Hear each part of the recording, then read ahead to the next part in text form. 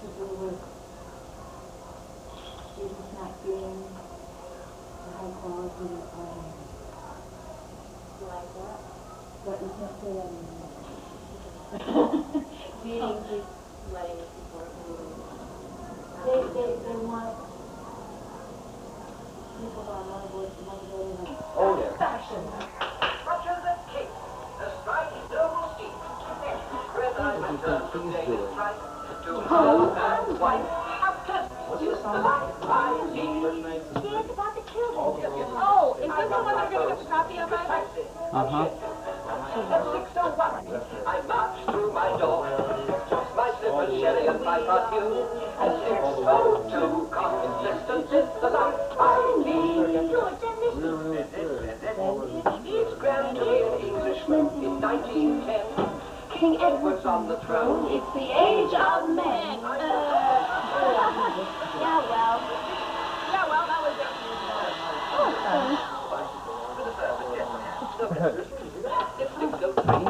The air to my dominion are scrubbed and turned and adequately fed. And so I'll pat them on the head and send them off to bed. How lonely is the life I lead. Holy smokes, Wilma. The British daddy must be a general. The future empire lies within her hand. And so the person that we need to mold the brain is a daddy who can get her. Come on, get it. Sorry, Mom. A British jack. I just got on a show. You're on Totally Hidden Video, Matt Schuller. Hi. And Father Foygard getting into his robe. And of course, the ever-present Erick Hendrickson. With his real wig on. Yay!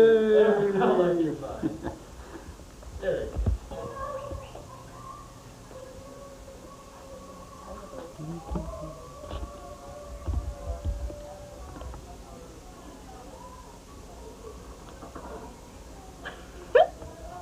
Hi. I'm a man on the street. Yeah, are you a man on the street? Well, I don't know.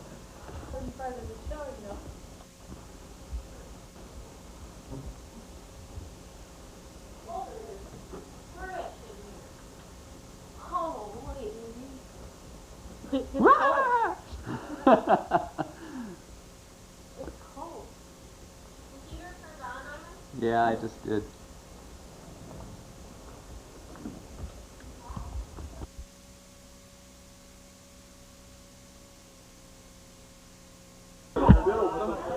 Number one.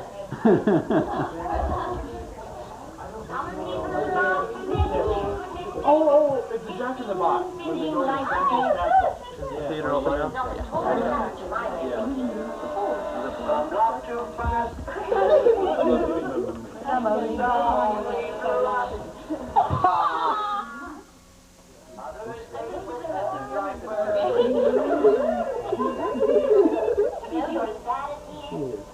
And there's a kind who can't make up their mind.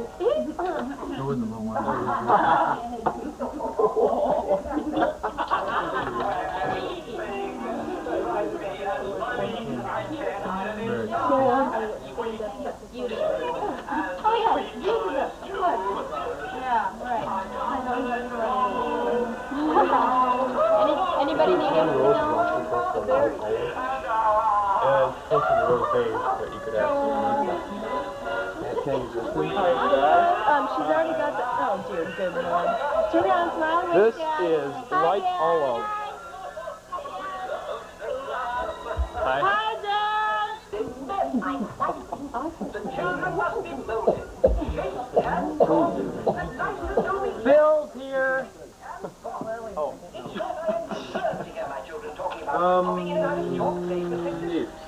Natural 7 around anybody? This is real hair. Human hair.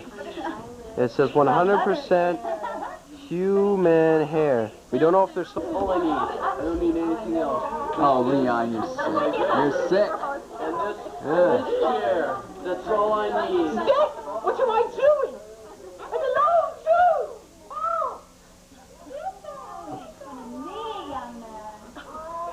The woman's got drinks in her eyes. She's just really crabby, really quick. Hi, Ivy. Yes, thank you, Tina. And this ashtray. Hurry up.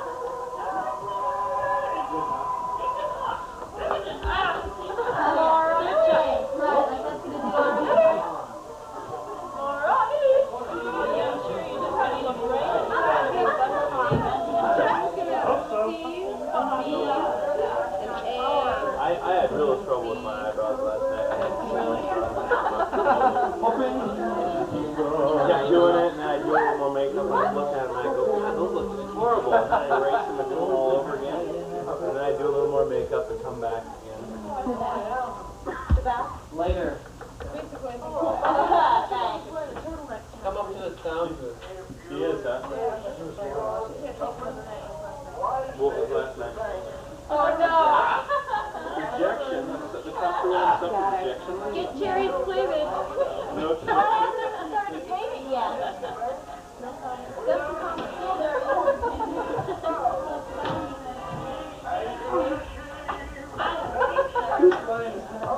Okay, who's up? Day. Day to dee to die to do to do da. And lips, teeth, tip of the tongue. Lips, teeth, tip of the tongue. Lips, teeth, tip of the tongue. Lips, teeth, tip of the tongue. Lips, teeth, tip of the tongue. Lips, teeth, tip of the tongue. Lips, teeth, tip of the tongue. Lips, teeth, tip of the tongue. Lips, teeth, tip of the tongue. Lips, teeth, tip of the tongue. Lips, teeth, tip of the tongue. Lips, teeth, tip of the tongue. Lips, teeth, tip of the tongue. Lips, teeth, tip of the tongue.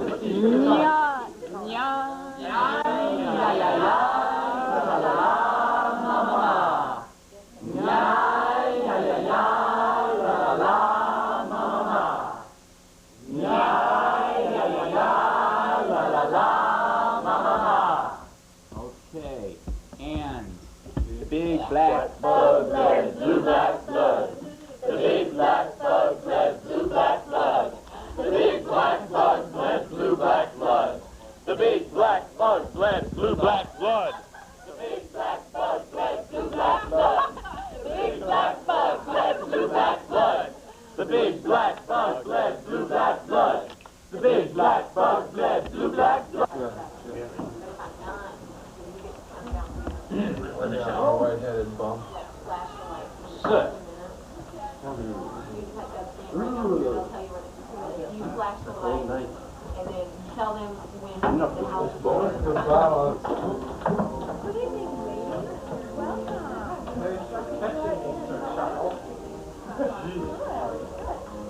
What have you there, brother? Where's that lazy, low-down fellow on the low?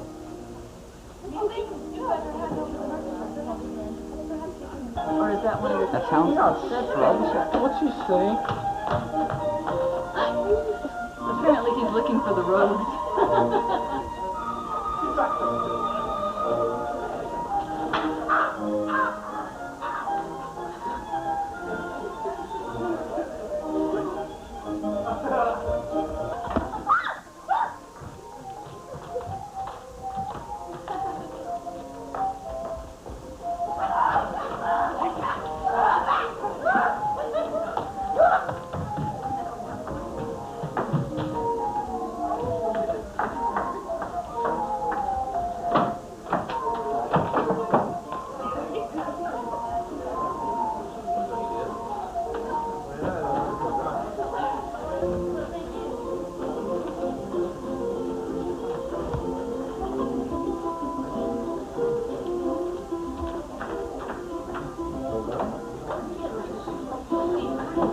How would you like to sit this evening?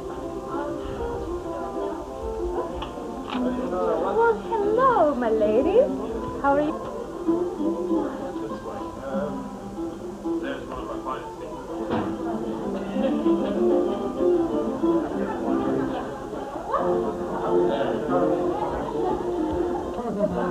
Math entrance here. Ah, no exodus from the light. Way down there.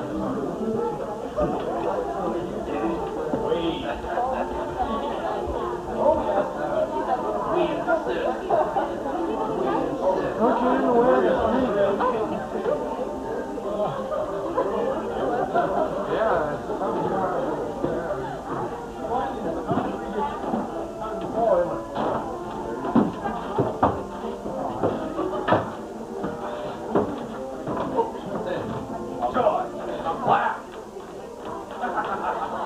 Don't even think about it.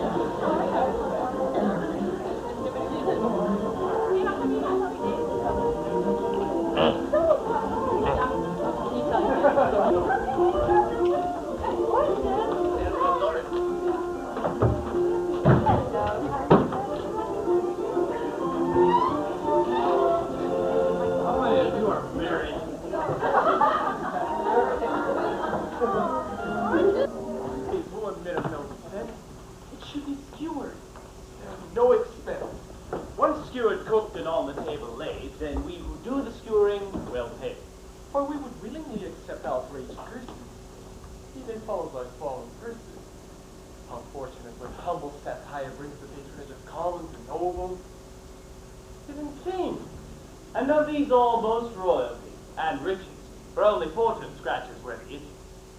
We welcome this royalty to our stage, who rule our less ingenuous age. To give of their approval for their policy.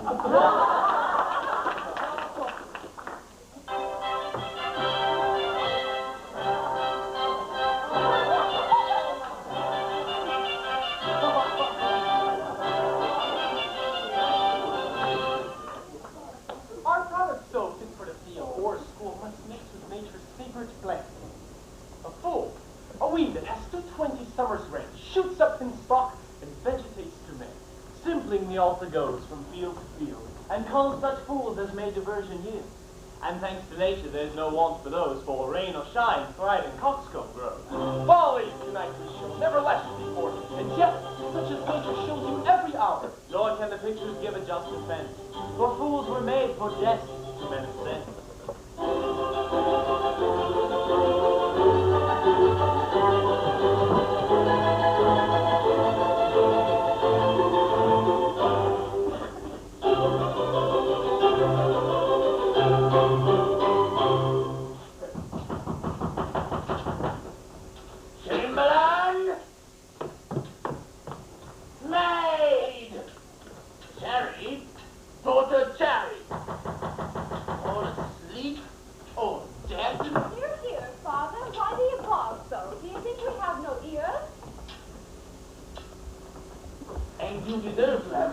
Young mink, the company of the Warrington coach has stood in the hall this hour, and with no one to show them to their chambers. And let them wait, father. There's neither red coach in the coach nor a footman behind it. But they threaten to go to another inn tonight. That they dare not, for fear the coachman should overturn them tomorrow.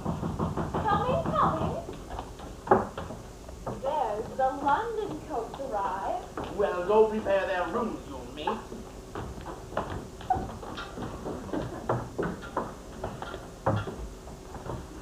This way, gentlemen. Set the things down.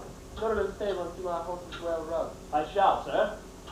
You must be my landlord, so? Yes, sir, I'm old Will London.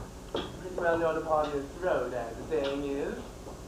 Oh, Master Boniface, your servant. Oh, sir. What would your worship please to drink, as the saying is? I have heard your town of Litchfield much famous for ale. I think I'll take that. Sir, I have now in my cellar 10 tons of the best ale in Staffordshire. It's smooth as oil, sweet as milk, clear as amber, and strong as brandy. And will be just 14 years old the 5th day of next March, old style. You're very exact, I find, in the age of your ale. As punctual as I am near to my children, I'll show you such ale. Chapter! Roast number 1706, as the saying is. You shall taste my anecdote. I have lived in Litchfield, man and boy, for 850 years. I believe I have not consumed 850 ounces of meat. Oh, of Neo, you mean? One may judge your sense by your bulk. Not in my lifetime, sir. I have fed purely upon ale. I always eat my ale, drink my ale, and I've always slept upon ale. Now you shall.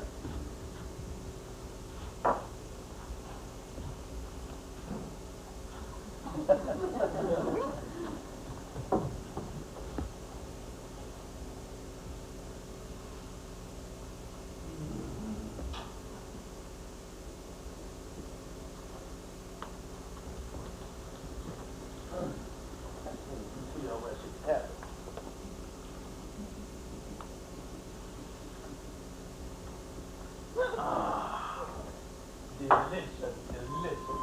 Fanciest burgundy. Only fanciest. And it was 10 shillings a quart.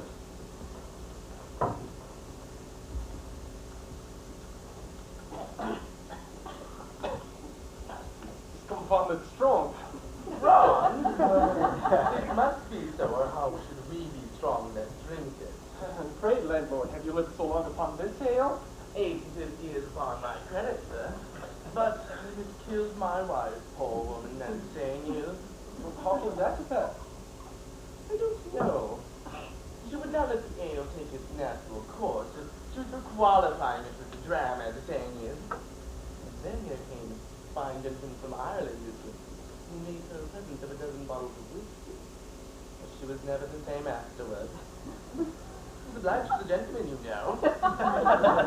Why, was it the whiskey that killed her? My Lady Bountiful said so. She, good woman, did what she could. She cured over 3 symphonies, but the board carried her off. But she's happy and I'm content, as the saying is. Pray, who's that Lady Bountiful you mentioned? Odds my life, sir, we'll drink to her health. My Lady Bountiful is the best of women.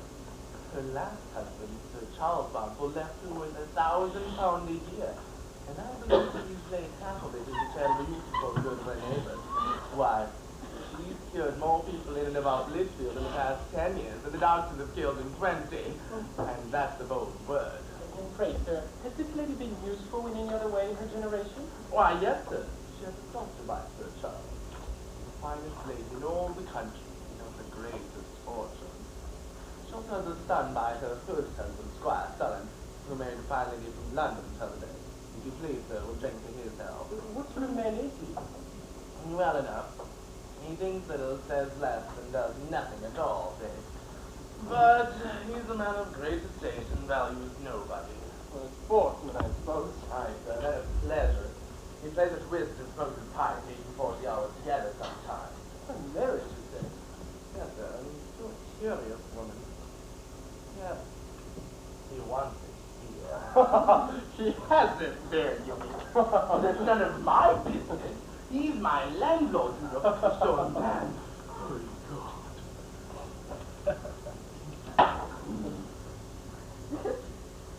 Though I value not the farthing of what you can do to me, sir. I am his landlord court today, and I have a good running trade. I also have one daughter which I can give to. Oh, but no matter for that. You're a very happy man, that's your part of the day. Wait, what other company have you in town? I have a parlor of fine ladies, and of course, pleasure officers. Oh, yes, you do have a good many of those gentlemen. Pray, sir, how do you like your company?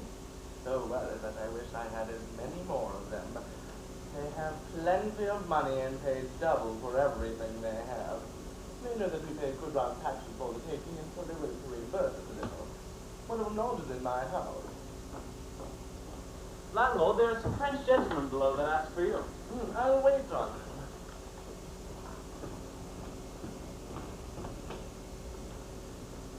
Does your master stay long in town, as the saying is? I can't tell, as the saying is. Going to London? No. Come to London, mayhap. No. Odd fellow, this. I beg your worship's pardon. I'll wait on you in half a minute. The coast is clear, I see. Well, my dear Archer, welcome to Litchfield. I thank thee, my dear brother in iniquity. equity? Please believe, Kent. You did not change your style of your dress. Nay, don't mistake me, Mo, but 'tis still my maxim there is no scandal such as rags, nor any crime so shameful as poverty. The world confesses it every day, though men will always for their opinion. Pray, who did that worthy lord, my brother, singled out of the sidebox to sup with him the other night? Jack Handicraft, a well-dressed, handsome, sharp, mannerly rogue who keeps the best company in town. And pray, who married my lady Manslaughter the other day, the great fortune? What, it was Nick Marrowbone, a professed pickpocket and a good bowler, but he makes a handsome figure and he rides in his coach as formerly he used to ride behind. Look at the C4 gesture house in the park last week. Yes, with his autumnal periwig shading his melancholy face, his coat older than anything but its fashion, with his one hand idle in his pocket and with the other picking his useless teeth. And though the mall was crowded with company, yet was poor Jack as single and solitary as a lion in a desert. Why? And for no crime on earth but the want of money. And that's enough. Men should not be poor. Idleness is the root of all evil. Fortune has taken the weak under her protection, but men of sense are left to their industry. Upon which topic we proceed, and I think luckily hitherto. Would not any man now swear that I am a man of quality, and you my servant? If our intrinsic value were known. Come. We are the men of intrinsic value that can strike our fortunes out of ourselves, whose worth is independent of accidents in life or revolutions in government. We have heads to get money and hearts to spend it. As for our hearts, I grant you, they are as willing tits as any within 20 degrees. I can have no great opinion of our heads for the service they have done us hitherto, unless it be that they have brought us from London hither to Lichfield, making me a master and you my servant. More than you could expect already. But what money have we left? Oh, but 200 pounds. And our horses, clothes, rings, etc. Why, we have very good fortunes now for moderate people. And let me tell you this besides, that this 200 pounds, if the experience that we are now masters of, is a better estate than the 10,000 we spent. Our friends indeed began to suspect our pockets were running low, but we came off with flying colors, showed no signs of want in either word or deed. And our going to Brussels, that was good pretense enough for our sudden disappearing. I warn you, our friends believe we're gonna volunteer. My faith, if this prospect should fail, it must be come to that. I'm for venturing one of the hundreds, if you will, upon this night's errand. But in case it should fail, we'll reserve the other to carry us to some counterscarp, where we may die as we've lived, in a blaze. With all my heart. Archer, we have lived justly. We can't say that we have spent our fortunes, but that we have enjoyed them. Right. So much pleasure for so much money. We've had our pennyworth, and had I millions, I'd go to the same market again. Oh, London. London. Well, we've had our share, and let us be thankful for kind pleasures for aught I know, at best such as we are sure of. Those to come may disappoint us. Right. For my part, I can stick to my bottle, while my wine, my reason, and my company hold good. I can be charmed with Sappho singing, without falling in love with her face.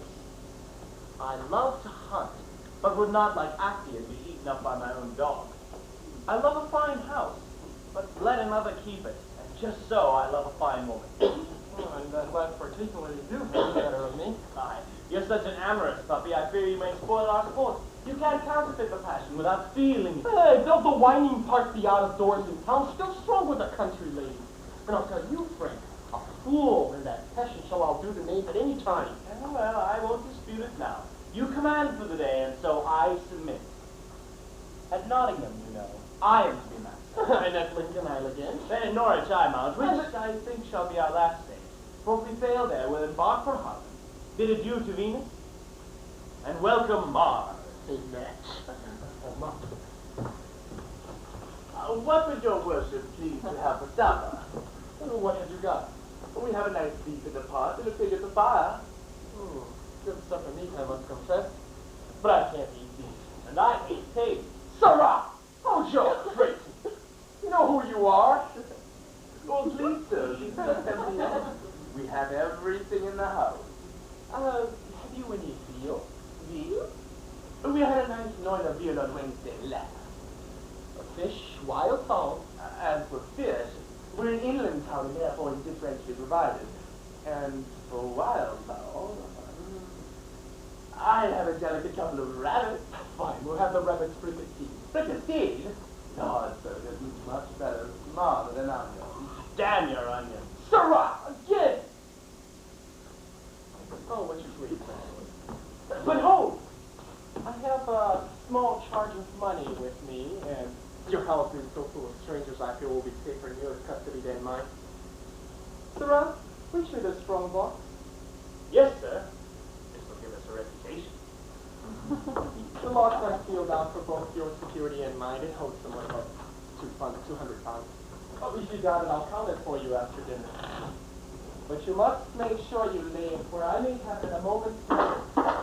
My affairs are a little dubious at present. I may be gone in half an hour, or I may be your guest for the best part of that week's spent. Or your offer is also to have my horses always settled. But one thing about the rest I must beg, that you let this fellow of mine have none of your anno domini, as you call it, or he's the most insufferable sot.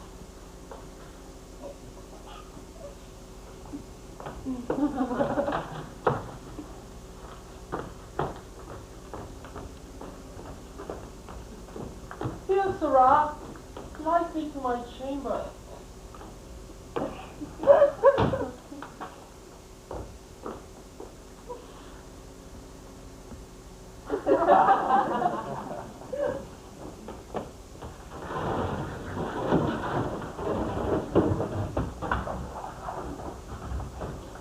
Cherry? Dr. Cherry! Do you talk, Father? Aye, child. It is full of money. Money? All that money? Who is he? I don't know what to make of it. He speaks of keeping his horses ready saddled and of leaving at perhaps a moment's notice. Or of staying until the better part of that. Aye, 10 to 1, Father. He's a highwayman. A highwayman! Upon my life, child, who is it? And this box is some new purchased booty. Now, when we find him out, the money were ours. You don't belong to our gang. Well, what horses have they? The master rides upon a black. A black. 10 to 1, the man upon the black mare. And since he don't belong to our fraternity, we may betray him with a safe conscience. I don't think it's lawful to holler in the road, other than my own.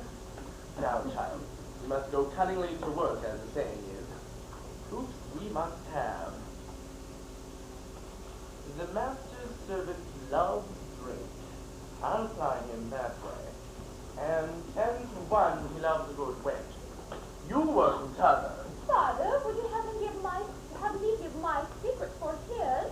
Consider, child, 200 pounds to boot. Coming.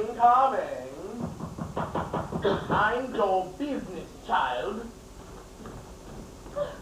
What a rogue is my father! Oh, my father?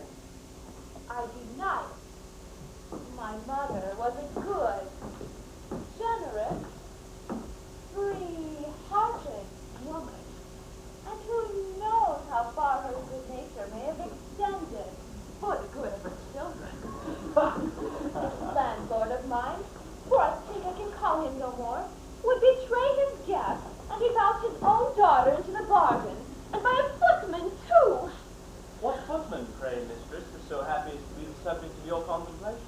Oh, whoever he is, friend, will be but little the better for it. I hope so, for I'm sure you did not think of me.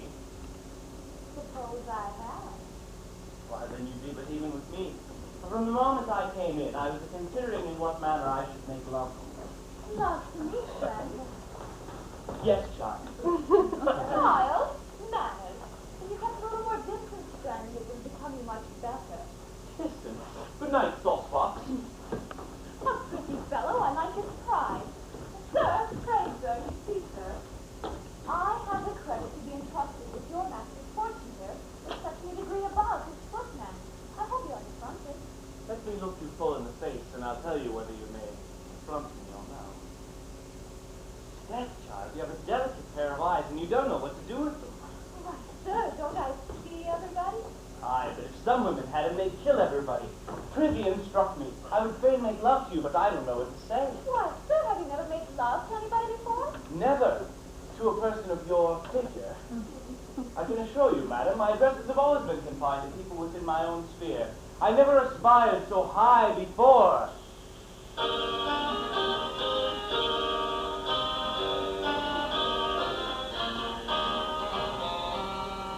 Love with all love belongs is the burden of my song.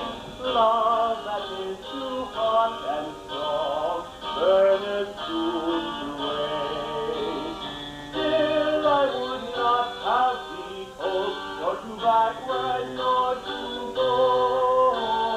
Love that lasteth till 'tis old is not in vain.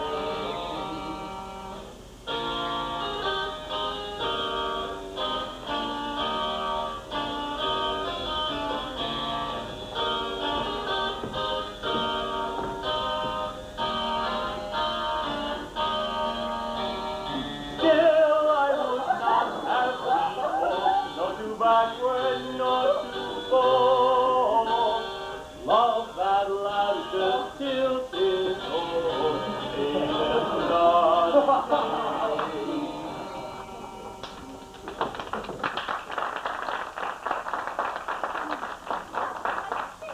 Fellow. Pray, sir, will you give me that song, sir? Aye, my dear, take it whilst it's warm. Death and fire! Her lips are honeycomb! Oh, and I wish there had been bees, too, to have stung me for your insolence. Swarm of killing cupids, my little Venus, that has done the business much better. This fellow is misbegotten as well as I. What is your name, sir? Name? God, I forgot it! Oh, Margaret! Where were you born? St. Martin's Parish. What was your father? St. Martin's Parish. Then, friend, good night. I hope not. You may depend upon it. Upon what? That you're very impudent. That you're very nice. That you're a footman. That you're an angel. And very rude. So shall I.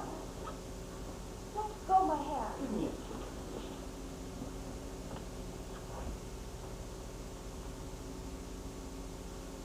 Sherry! Sherry! What? Father called? Oh, you plaguey devil, how durst you stop my breath so?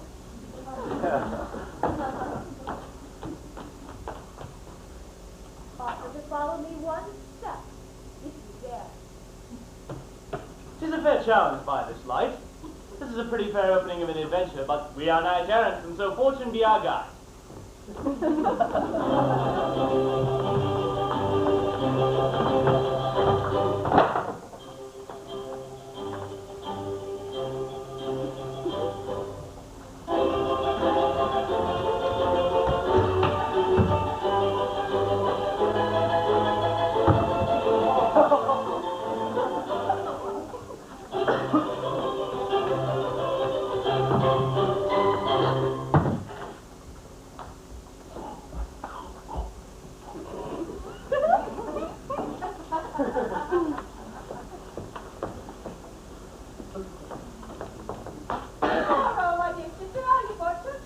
Anywhere to pray, for heaven alone can help me. But this.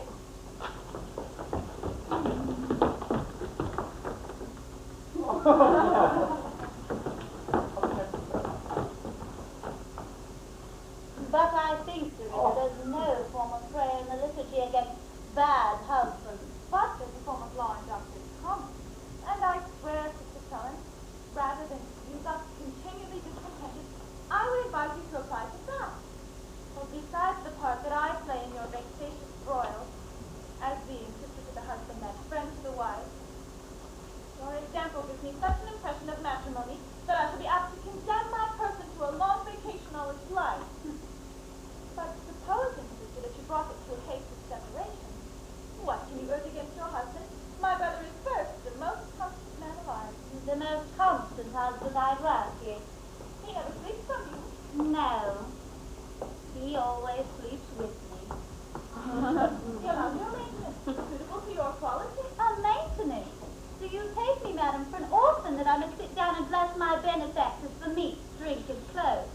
As I take it, madam, I brought your brother £10,000, out of which I might expect some pretty things called pleasures. You share in all the pleasures of the country affords. Country pleasures, racks and torments. Don't think, child, that my limbs were made for leaping of ditches and clambering over stiles, or that my parents, wisely foreseeing my future happiness and country pleasures, had early instructed me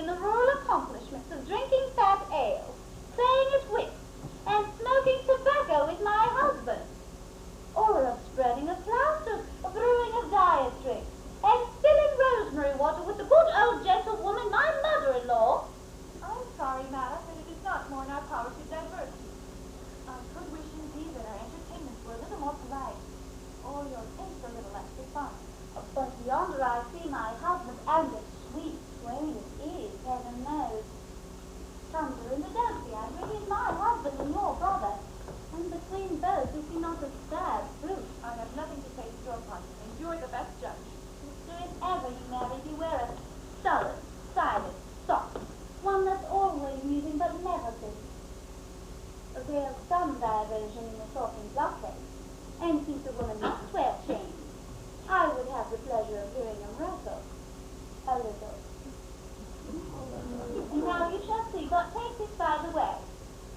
He came home this morning at the usual hour of 4, wakened me out of a sweet dream of something else by tumbling over the tea table, which he broke all to pieces. After his man and he had rolled about the room like 6 passengers in a storm, he comes flounced into bed, dead as a salmon into a fishmonger's basket, his feet cold as ice, his breath hot as a furnace, and his hands and face as greasy as his flannel nightcap. Matrimony. He tosses up the clothes with a barbarous swing of his shoulders, disrupts the whole economy of my bed, leaves me half naked, and my whole night's enjoyment is to the tune of a serenade of that wakeful nightingale, his nose. The pleasures of panting the melancholy clock by a snoring husband. But now, sister, you shall see how handsomely, being a well-bred man, he will beg my pardon. Oh, my head aches. Oh.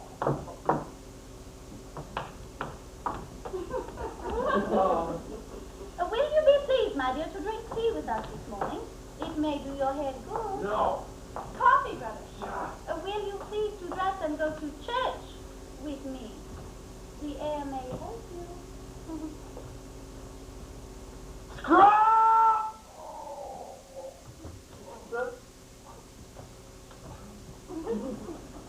Sir?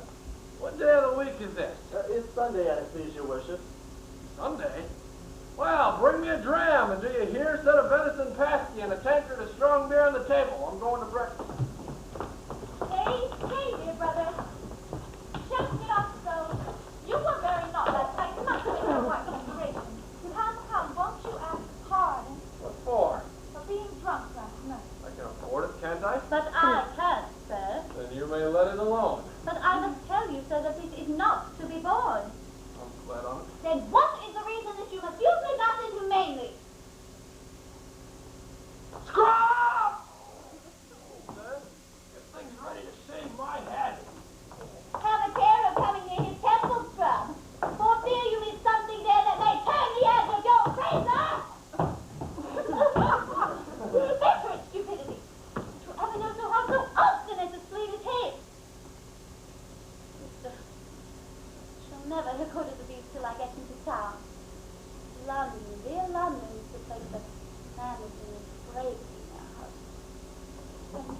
Has not a husband the same opportunities there for humbling a wife? No, child.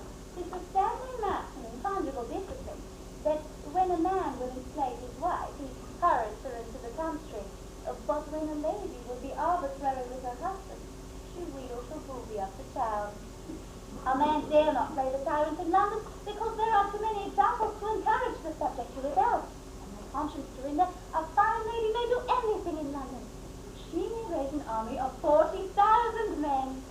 I fancy, sister, you have a mind to be trying your power that way here, in Richfield. You've drawn the French Count to your colors already. The French are a people that can't live without their gallantry. And some English that I know, sister, are not averse to such amusement. Since the truth must out, it may do as well now as hereafter. I think one way to rouse my father's Scottish husband is to give him a rival. Securities against negligence in all peoples and men must be alarmed to make them alert in their duties. Women are like pictures of no value in the hands of a fool, till he hears men of sense bid high for the virtue. Which might be, sister, if my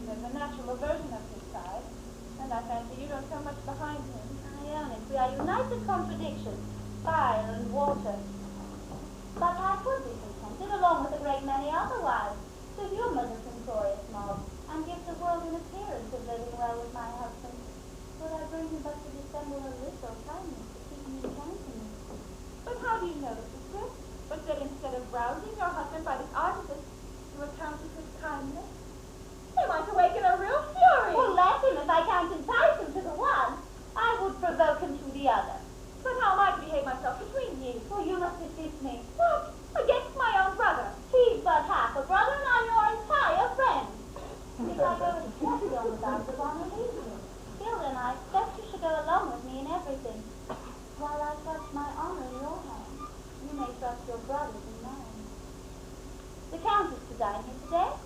It's a strange thing, sister, that I can't like that man. Oh, you like nothing. You're kind of not come. Love and death have their fatalities and strike home at one time or other. You'll pay for all one day, I warrant you. But come, my lady's tea is ready. It is almost dish time.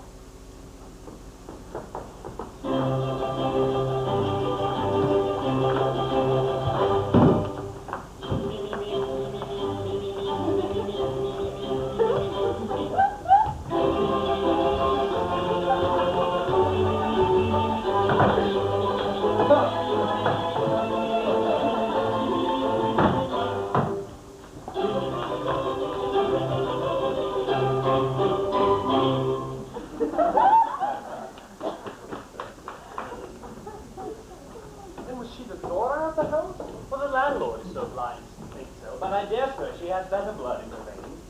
I don't think so. Because the baggage has a pert je ne sais quoi. She reads plays, keeps a monkey, and is troubled with vapors. So which discoveries, I guess you know more of her? Not yet, Faith. The lady gives herself airs. Forsooth, nothing under a gentleman. Let me take her hand then. Say one word more of that, and I'll declare myself, spoil your sport here and everywhere else. Look ye, well, every man within his own sphere. Oh, it's right, and therefore you must pimp for your master. In the usual form, good sir, after I've served myself.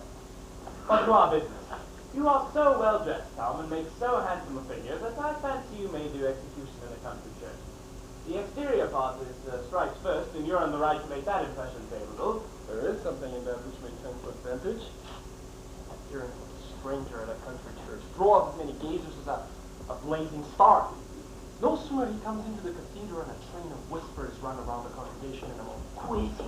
Whence comes he? Do you know him? And I, sir, Shitsby the verger with half a crown. He pockets his timony and directs me to the best pew in the house.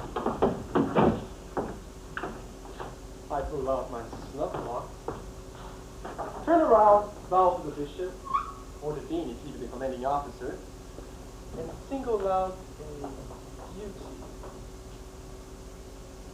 Rivet both my eyes to her. Then my nose are bleeding with the strength of imagination. After the sermon, the whole town gives me to her for a lover, and after convincing her that I am dying for her, the tables are turned and she falls in love with me. There's nothing in this, Tom, without a precedent. But instead of riveting your eyes to a beauty, try to fix them on a fortune. That's our business at present.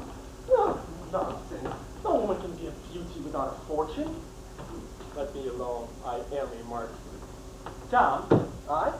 when were you at church before, friend? I was there at Coronation Day. 5 years past.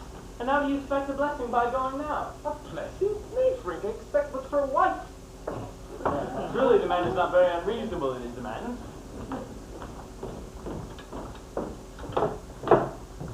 Well, daughter, as saying is, have you brought Martin to confess yet? Pray, father, don't put me upon getting anything out of a man.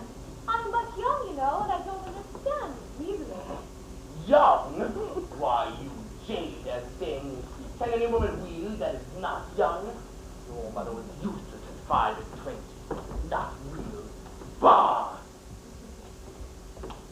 I tell you, his silence is confessing. His master spends his money so freely, with such a gentleman in every manner of way. He must be a highwayman. Landlord, is the coast clear? Oh. Master Jibbet, what's the news? Ask no questions, all fair and honorable. Here, my dear Sherry, 200 sterling pounds. Good as any ever hanged or saved a road. Lay them with the rest. And look here, 3 weddings, 4 mourning rings. It's much the same, you know. Look, 2 silver hilted swords. I took these from fellows who never show anything of the sort but the hilt. This diamond necklace.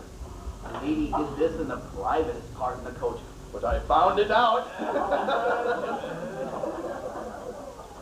And this watch. I took this watch from a pawnbroker's wife. It was left in her care by some person of quality. Look, there are the arms upon the case. But who had you the money from? Alas, poor woman, I pitied her. From a lady who just eloped from her husband. Made up her cargo, was bound for Ireland as hard as she could ride. She told me of her husband's barbarous usage, and so I left her half a crown. But I almost forgot. I have a present for you, my dear Cherry. What is it? Pot of ceruse, my child. I took this from a lady's under pocket. What message is it? Do you think that I paint my face? Why, you jade. Your betters do. I'm sure the lady I took it from had a coronet upon her handkerchief. Here, take my cloak and go secure the premises. I will secure. But hark you, where's Hunstone's Bagshot? Oh, they'll be here tonight. Do you know of any of the gentlemen that have had along the road? No. I fancy I have two lodged in the house just now. The devil, you say. How'd you smoke them? The one is gone to church. Well, now that's suspicious, I must confess. And the other is in his master's chamber. He pretends to be servant to one. Let's call him out and pump him up. With all my heart. Master Martin! Master Martin!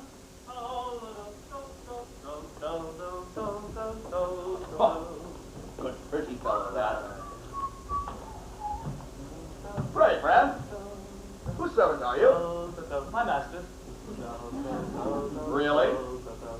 Really? That's much. The fellow's been once before the bar by his evasion. Pray, friend, what is your master's name? This is the most obstinate girl.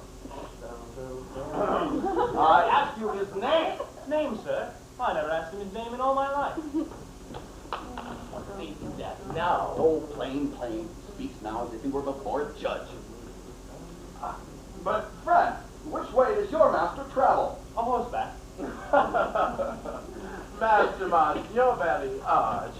This gentleman was traveling towards Chester and would be glad of your company, that is all. I suppose you'll stay the night, Captain. I'll show you to a chamber. This way, Captain. Farewell, friend. Captain, your servant. Captain. A pretty fellow. Gone? Barton's here. I hope he did not listen. I should have the merit of the discovery all to myself because I would oblige him to love me.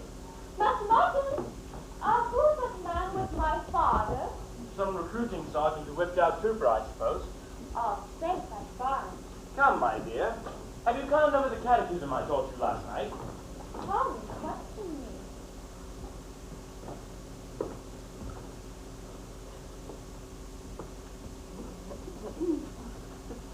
What is love? Love is I know not what, it comes I know not how, and goes I know not when. Very well. And apt scholar. And where does love enter? Into the eye. And where go out? I won't tell ye. What are the objects of that passion? Youth, beauty, and clean linen. The reason? The first two are fashionable in nature, and the third at court.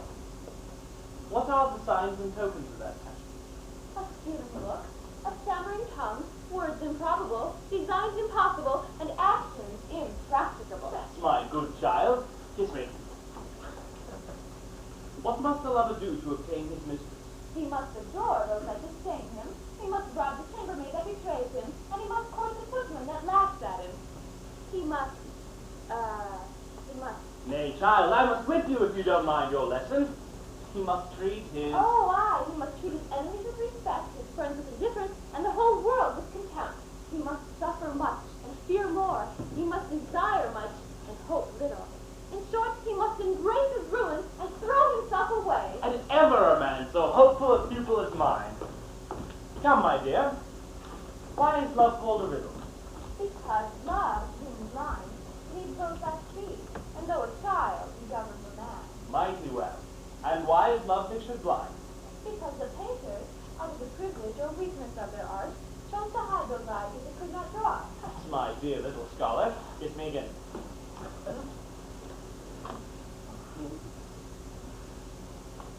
And why should love, that's a child, govern a man? Because that a child is the end of love. And so ends love's catechism. And now, my dear, we shall go in and make my master's bed. Oh, Master Martin. You have taken a great deal of pains to instruct me, and what do you think I have learnt by it? What? That your discourse and your habit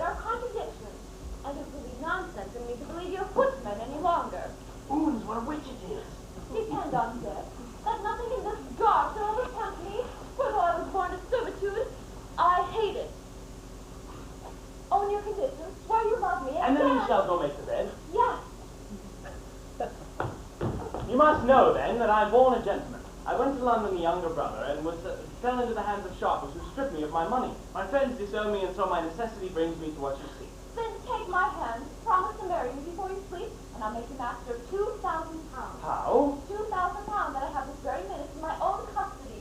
So go throw off your livery, and I'll go find a parson. What said you? A parson? What? Scruple? Scruple? No, no, but 2,000 pounds, you say? And better. What shall I do? But, hark ye, child. What need you make me master of yourself and money, when you may have the same pleasure out of me and keep your fortune in your own hands? Then you won't marry me? I would marry you. Oh, sweet sir, I'm your humble servant. You're fairly caught.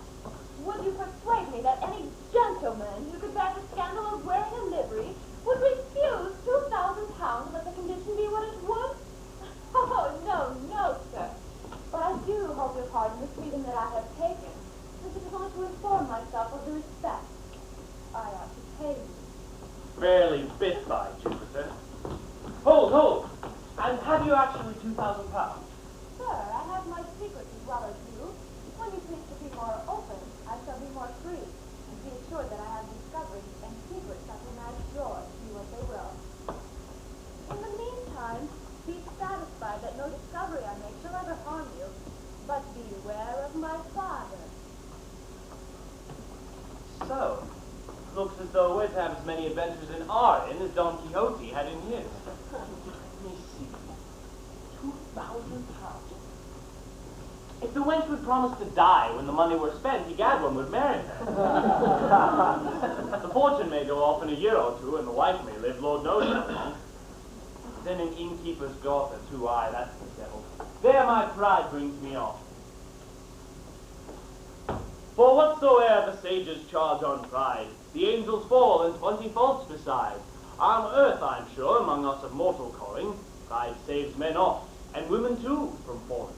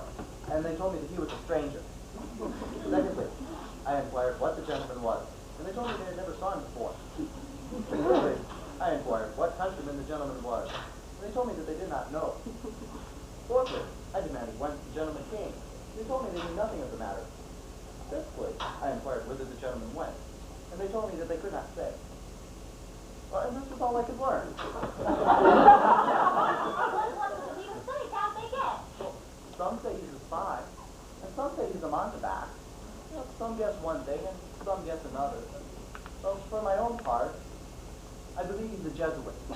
But why is that in the book? Because the chief's horse is always ready saddled, and because the footman speaks French. He's footman. He and the count's footman were gabbers like two intriguing ducks in a mill pond. And I believe they spoke of me, for they laughed instrumentally. What sort of livery has the footman? Livery? Lord, madam, I took him for a captain when I first saw him. He was so different with legs. It was because of his boots up to his mid-leg. A silver-handled cane dangling from his knuckles.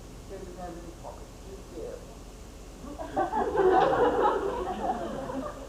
And he has a fine long hair tied up in a bag. Lord, madam, he's clear another sort of man than I. That may easily be. But what shall we do now, sister? I have it. Right. Yes, madam. We have a great one. My just a second, it is only for our satisfaction. Yes, madam. It would be a satisfaction, no doubt. You must go and get acquainted with this footman. Invite him hither to drink a bottle of your ale. It's your butler's day. Yes, madam. I'm butler every Sunday. Well, sister, on my conscience, you understand, the mathematics already. It's the best plot in the world. Your mother, you know, will be gone to church. My spouse will be got to the ale house with his scoundrel. And the house will be our own. So we'll drop in by accident and ask the fellows some questions ourselves. Ladies, dinner's upon the table.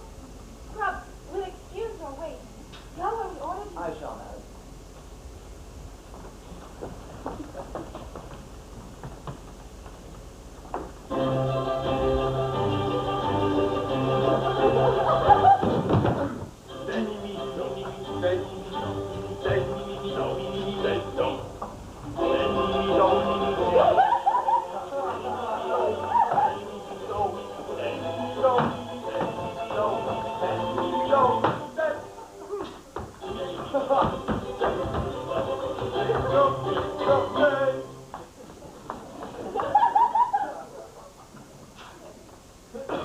Well, Tom, I find you are a fox.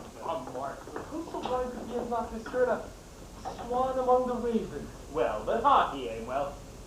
Hey, call me or ducky. That's bizarre. Oh, my. Oh, dashing lieutenant, a lover king. Then I'll answer it. Archer, I read thousands in her look. She looked like Ceres in her harvest, with corn and milk and oil and honey. Garden grows and purling streams played up on her plenteous face. Her face. Her pocket, you mean. The corn, wine, and oil lie there. In short, she has 10,000 pounds, and that's the English on it. On semi-cannons, to be sure, so I won't stand their battery. Excuse me, my passion must have vent. Passion? What a plague. You think these romantic airs will do our business? When my temper is extravagant as yours, my adventures have something more romantic by half. Your adventures? Yes. The nymph that with her twice 1,000 pounds, with brazen engine hot and coit clear start, can fire the guest in the warming of the bed. There's a touch of sublime Milton for you, and the subject for an innkeeper's daughter. I can play with the girl as an angler does with his fish. He keeps it at the end of his line, runs it up the stream and down the stream, till at last he brings it to, tickles the trout, and whips it into his basket.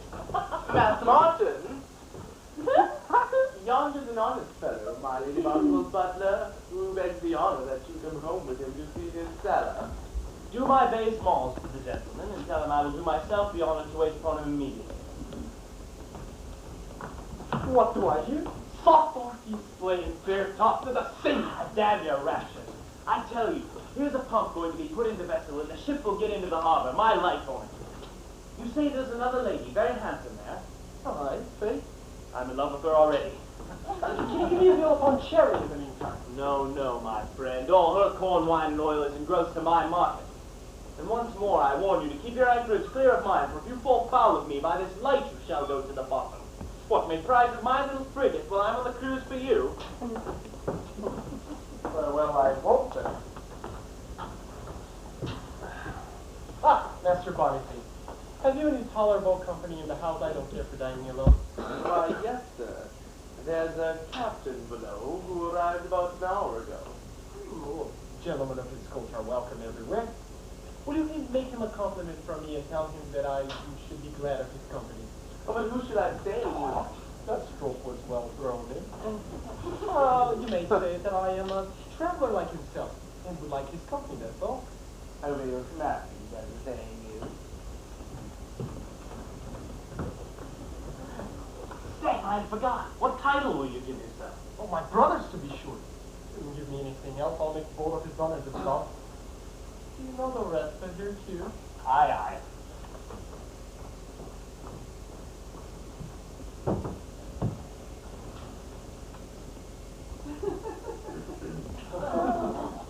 Sir, I'm yours. It's more than I deserve, sir. Well, I don't wonder at that, sir, for you've never seen me before, I hope. And, sir, how came I by the honor of seeing you now? Sir, I scorn to intrude upon any gentleman, but my landlord... You're the captain he told me of. At your service, sir. What regiment may I be so bold? Oh, a marching regiment, sir. The old corps. Very old, the Coffee Regimental. Pray, sir, have you served abroad? Aye, in the plantation. It was my lot to be sent into the worst service. I would have quitted it indeed, but a man of honor, you know. Besides, 'twas for the good of my country that I should be abroad. Anything for the good of one's country. You found the West Indies very hot? Aye, sir, too hot for me. Where is your company at this point? They ain't come yet. Oh, you expect them here? They'll be here tonight. Oh, which way do they march? Across the country. The devil's in it. If I ain't said enough for him to declare already, he's not right. I must tack about. Sir, is your company the quarter in Litchfield? In this house, sir. What, all? My company's thin. We are but 3. You're very merry, sir. You must excuse me, sir. I understand the world, especially the art of traveling. I don't care for speaking directly upon the road. I am credibly informed that there are highwaymen upon this quarter. Not, sir, that I would suspect a gentleman of your figure. But really, sir, I've such a way of evasion upon the road that I don't care for speaking the truth to any man. Your caution may be necessary. And I presume you are no captain. Oh, no, not I, sir. Captain is a good traveling name, and so I take it.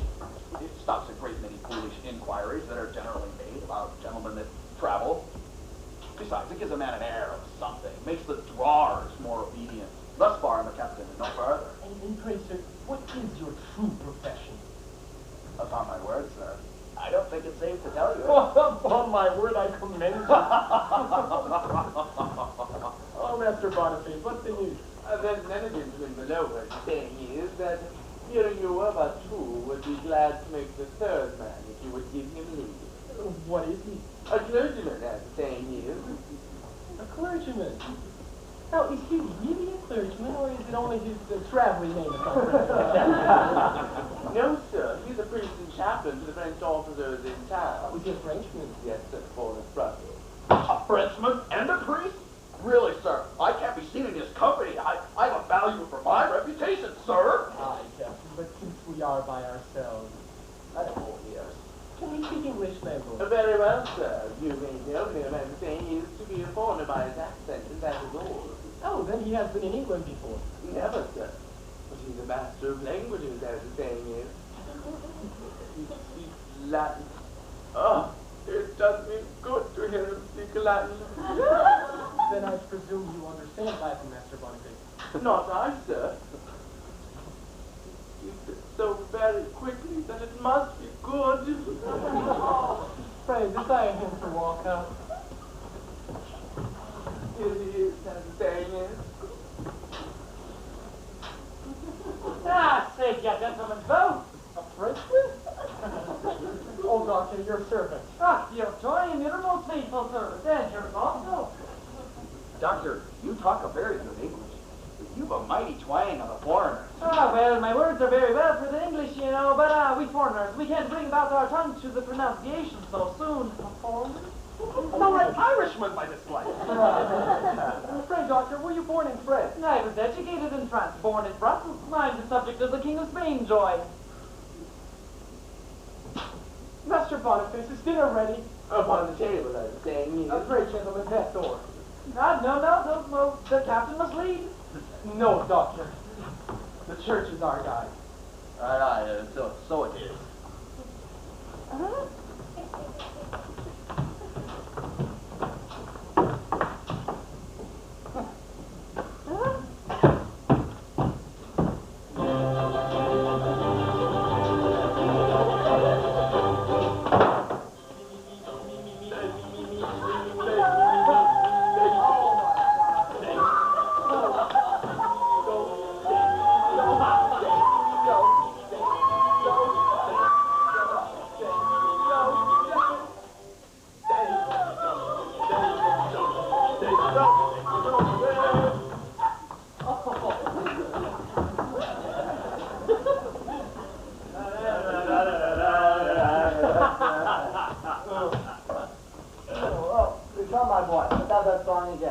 No, we'll disturb the house.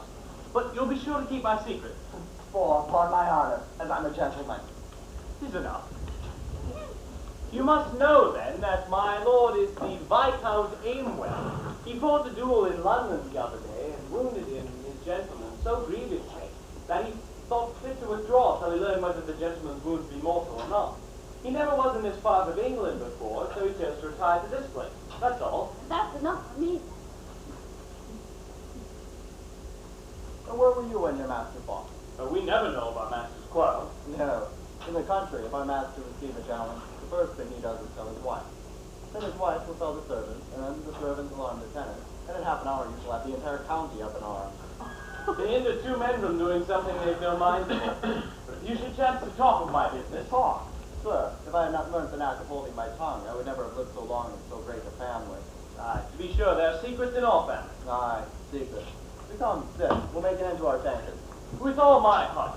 And who knows but what you and I might become better acquainted, eh? Here's to your lady's health. You have 3 of them, I think, and to be sure there must be secrets among them. Aye, secrets, my friend. I wish I had a friend. Am I not your friend? Come, we shall be sworn brothers. Well, shall we? From this moment. And now, brother Scrub. And now, brother Martin, I shall tell you a secret that will make your hair stand on end. You must know that I am consumedly in love. That's a terrible secret, that's That jade gypsy that was with us just now in the cellar is the heiress 4 that ever wore a petticoat. And I'm dying for love of her. Are you in love with a person or with virtue, brother Scrub? I think I should like virtue more than beauty. For it holds good with some women lost, and many a day after they have lost it. In the country, I grant you, where no woman's virtue be lost till a bastard be found. Could I bring her to a bastard, I should have her all to myself, but I dare not put upon that list fear of being sent for a soldier. Well, this is my misfortune. I dare not speak in the house while that jade gypsy dings about like a fury. Once I had the better end of the staff. How comes the change now? The mother of all this mischief is a priest. A priest? Aye, a damned son of a whore of Babylon, come over to say grace to the French officers and to eat up our provisions. There's as the day goes over his head without dinner or supper in this house. How came he so familiar in the family? Well, because he speaks English as if he had lived here all his life. And because he tells lies as if he had been a traveler from his cradle. And this priest, I'm afraid, has converted the affections of your gypsy. Aye, converted and perverted, my friend. I'm afraid he has made her both a whore and a pagan. But this is not all. There's the French Count and Mistress Sullivan who are in confederacy for some private ends of their own, to be sure. A very happy family, yours, brother Scrub. I suppose the maiden lady has her lover, too. Not that I know of, but they take care to prevent my curiosity in that direction by giving me so much work to do that I'm a perfect slave. Now, what do you suppose my duties in this family? Butler, I suppose. Lord help you. I'll tell you. Of a Monday, I drive the coach. Of a Tuesday, I drive the plow. Of a Wednesday, I follow the hound. Thursday, I go to market. Friday, I dun the tenants. Saturday, I draw warrants. And Sunday, I draw beer. If variety be a pleasure in life, you have plenty on it, brother Scrub. What ladies are these? Ours, man. So one on the right is Mr. Sullen, and the one on the left is Mr. Serinda. Don't mind them, man. Sit down.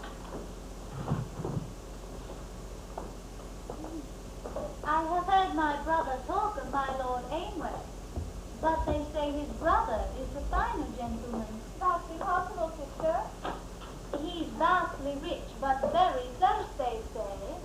No matter for that. If I can creep into his heart, I'll open his breast, I warrant. I have heard say that people may be guessed at by the behavior of their servants. I suppose you might talk to that fellow.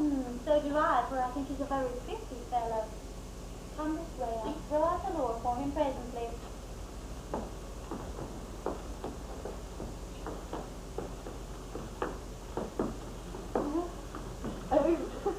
Ah, say you so? Madam, your ladyship's glove. Oh, sir, I thank you. What a handsome bow that fellow has. Come, Brother Strabo, why don't you introduce us? Lady, this is the good gentleman's servant whom you saw in church today. I understood that he was down from London, and so invited him to the cellar that he might show me the newest flourishes in whetting my knives. And I hope you have made much of him.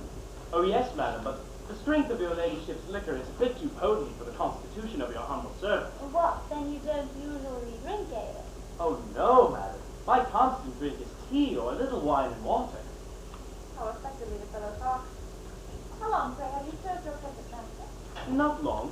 My life has mostly been spent in the service of the ladies. And pray, sir, which service do you like best? Madam, the ladies pay best.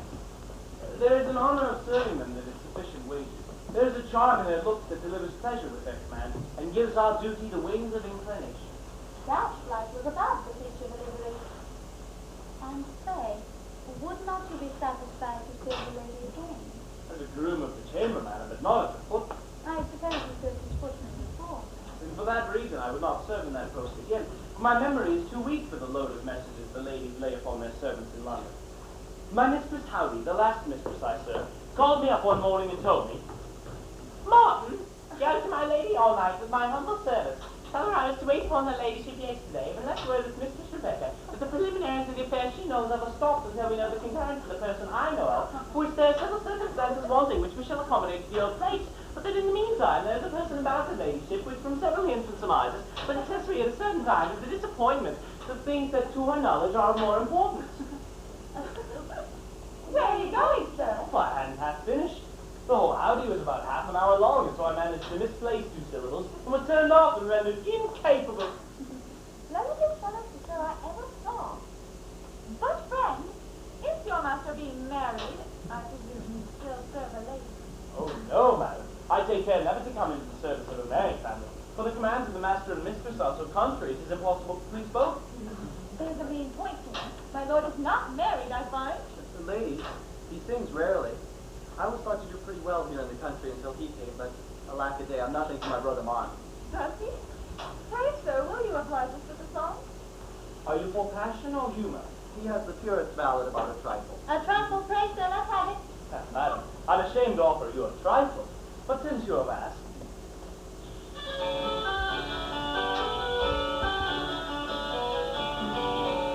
A trifling song you shall hear, begun with a trifle and ended. All trifling people draw near, and I shall be nobly attended.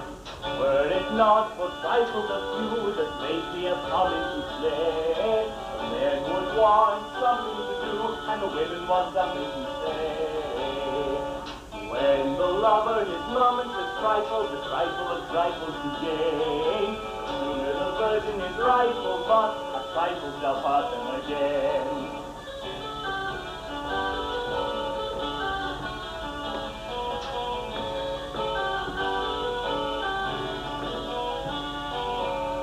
A coach with 6 footmen behind, I count me the trifle no sin. But ye gods, how oft do we find a scandalous trifle within? It is a trifle, they say, reasons may carry along. Cause at every new play, the house they would trifle so long. But with people's malice to trifle and to set us all on a foot, the author of this is a trifle, and the song is a trifle too good.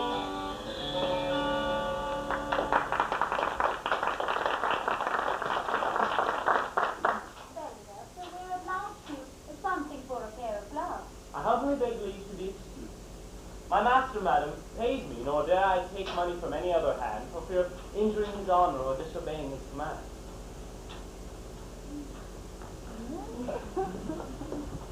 This is surprising. Did you ever see so pretty a well-bred fellow? And the devil take him for wearing that livery. I fancy, sister, he may be some gentleman. A friend of my lord, who his lordship has pitched upon for him. Courage, fidelity, and discretion. To bear him company in this dress, and 10 to 1 was his second, too. It is so, it must be so, and it shall be so. For I like him. What? Better than the Count? The Count happened to be the most agreeable man upon the place, so I chose him to serve me and my designs upon my husband. But I should like this fellow better than the design upon myself. But now, sister, for an interview with this lord and this gentleman, how shall we bring that about? Patience. You country ladies give no quarter if once you be entered. Would you deny their pleasures and give the fellows no wishing time? Don't you even if my lord ever loves you or deserves you, he'll find a way to see you, and there we must leave it. What singing was that I heard just now? The singing in your head, my dear, you complained of it all day. You're impertinent. I was ever so since I became one flesh with you. No. One flesh. Rather two carcasses joined unnaturally together.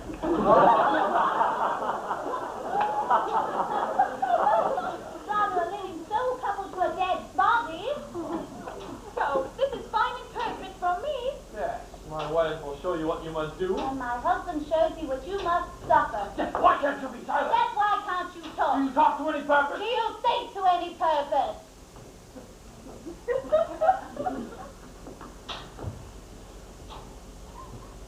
I shan't be home till it be late. Brother!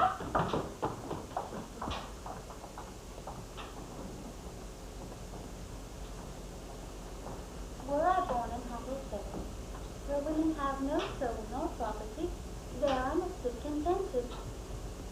But in England, a country whose women are its glory, must women be abused. Where women rule, must women be enslaved, nay, cheated into slavery, marked by a promise of comfortable society into a wilderness of solitude. I dare not think the thought of banishment. Here comes something to divert me. I come and please your ladyship, and my lady bountiful, aren't she? Well, go on, good woman.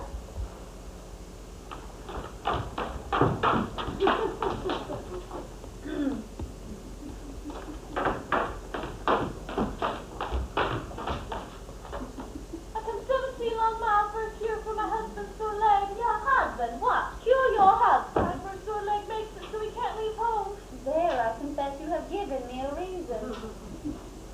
Well, good woman, I'll tell you what you must do. You must lay your husband's leg out upon a table. And with a chopping knife, you must lay it open as broad as you can. Then you must just take out the bone and beat the flesh soundly with a rolling pin.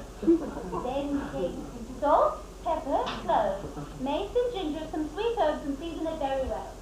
Then roll it up like brawn and put it into the oven for 2 hours. Heaven rewards your ladyship, and as to small babies, these hideous study plates in a Put in pepper and salt in their bellies, good woman. Oh, I beg your ladyship's pardon for taking your business out of your hands. I have been tampering here a little with one of your patients. Come, good woman, don't mind this mad creature. I'm the person that she was, I suppose.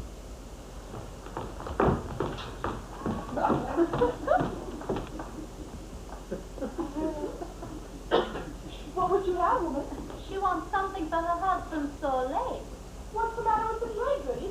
At first, his one night stand his neck and his foot, and then a sort of laziness in his joint, and then his leg broke out, and then it swelled, and then it closed again, and then it grew better. How can you be married to misfortunes of others? Because my own make me sad, madam. The worst reason in the world, daughter. Your own misfortune should teach you to pity others. The woman's misfortunes and mine are nothing alike. Her husband is sick, and mine, alas, is in health. What? You would wish your husband sick? Not of a sore leg of all things. Well, good woman. Go to the pantry, get your belly full of victuals. Then I'll give you a recipe of diet drugs for your husband's sore leg. But do you hear, Goody? You must not let him move about too much. No, the man's reclinable enough life still exists. So you laughed at it, then. I've been miracles about this country with my recipe. Miracles indeed, if they have cured anybody. But I think, madam, the patient's faith goes further towards a miracle than your prescription. Fancy helps in some cases, but then there is your husband, who has as little fancy as anybody. I brought you to death's door. I suppose, madam, you made him drink plentifully of asses' milk. No, Jessica! No! Where's my Lady Bountiful? Pray, which of you three is the old lady? I am. Oh, madam, the fame of your ladyship's goodness, benevolence, charity, skill, and ability has drawn me hither to implore your ladyship's help on behalf of my unfortunate master, who is at this moment breathing his last. Your master? Where is he? At your gate, madam, drawn by the appearance of your handsome house, you and nearer, and walking up the avenue within 5 paces of the courtyard, he was struck ill of a sudden with a sort of I know not what, but down he fell, and there he lies. Here!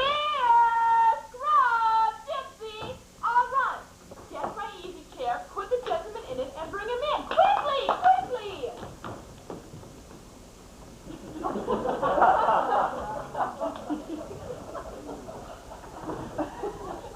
Oh! Heaven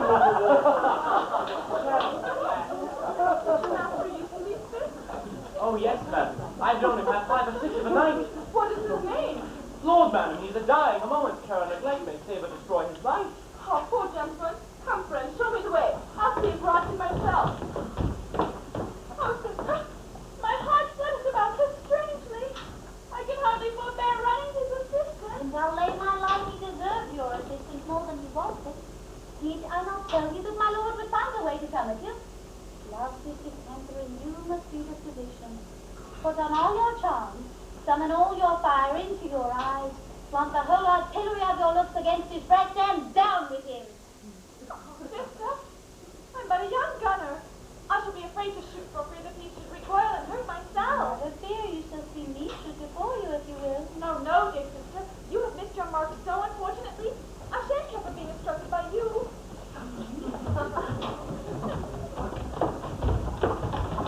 Here, the Hartford drop. Gypsy, a glass of fair water.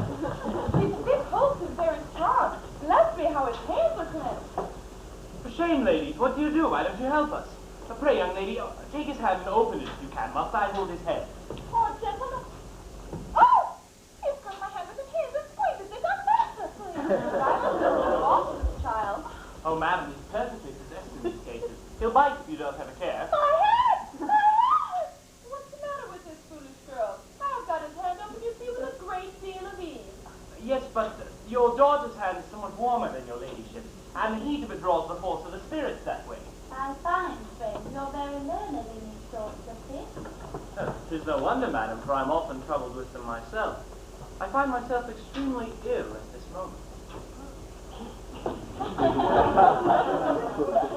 His fit holds him very long. Longer than usual, madam. Pray, young lady, open his breast and give him air. Open his breast and give him air.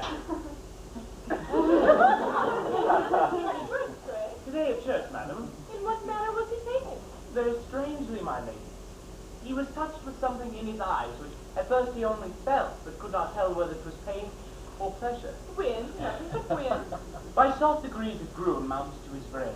There his fancy caught, and there dressed it up in such gay, pleasing colours, that it transported his appetite, seized the fair idea, and straight conveyed it to his heart. That hospitable seat of life sent forth all its sanguine spirits to meet, and opened all its sluicy gates to welcome the stranger in. Your master should never go without a bottle to smell to. Oh, he recovers. The lavender water, some feathers to burn under his nose. Hungry water to rub his temples. Oh, he comes to himself. Heaven, sir, heaven! Dixie, stop pour the water. How do you, sir? Irlau. Sure, I have best the gulf of silent death. And now I lay in here on the Elysian shore. Behold, goddess of those heavens, preserving us. Let me adore thy bright divinity. Eurydice, perhaps? How could I, Orpheus, not look back upon you? No treasure but thyself could have bribed him to look 1 minute off. Delirious, poor gentleman. Very delirious, madam, very delirious. Martin's voice, I think. Yes, my lord. How do ye, my lord? Lord, did you mind that girl? Where am I? Well, you're in very good hands, my lord. You were taken just now with one of your old fits under the tree, just outside this good lady's house. Her ladyship had you brought in and has miraculously restored you to yourself, as you see. I'm so confounded with shame, madam, that I can only beg pardon and offer my acknowledgments for your ladyship's care, till an opportunity offers of making some amends. I dare be no longer troubled. So, Martin, give 2 guineas to the servant. Sir, you may catch cold by going too soon into the air. Look, sir, as though you were perfectly recovered. Yes, madam, I shall never be. For my present illness is so rooted that I must expect to carry into my grave. Don't despair, sir. I have known several in your distemper shake it off with a fortnight's visit. Come, sir. Your servant has been telling me that you asked to go into relapse to go into the air. Your good manners shan't get the better of ours. Here, sir, you shall sit. Come, sir, we don't mind ceremonies in the country. Here, sir, my service tea. You shall taste like water. 'Tis a cordial, I assure you, and of my own making. Drink it out, sir.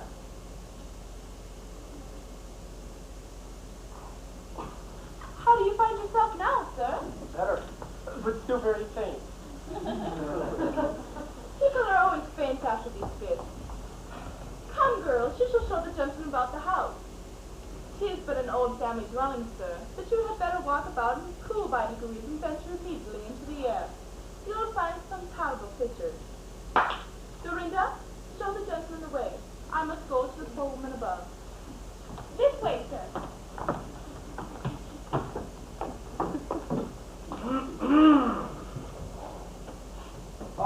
Lady, shall I beg leave for my servant to wait upon you? For he understands pictures very well. But, sir, we understand originals, as well as he does pictures. Sir, he may come along.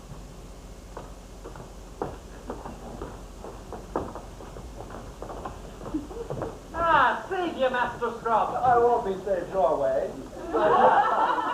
I abhor the French, and I defy the devil. Ah, Master Scrub, you put me down in politics, and so I would be speaking with Mistress Gibson. You good Master Priest, you can't speak with her. She's sick. She's gone abroad. She's dead 2 months. Now, Richard! How dare you talk so softly to the doctor? Pray, sir, don't take a meal, for the common people of England are not so civil to strangers. You lie. It is the common people that are the civilest to strangers. Sir, I would not get you out of this. I won't.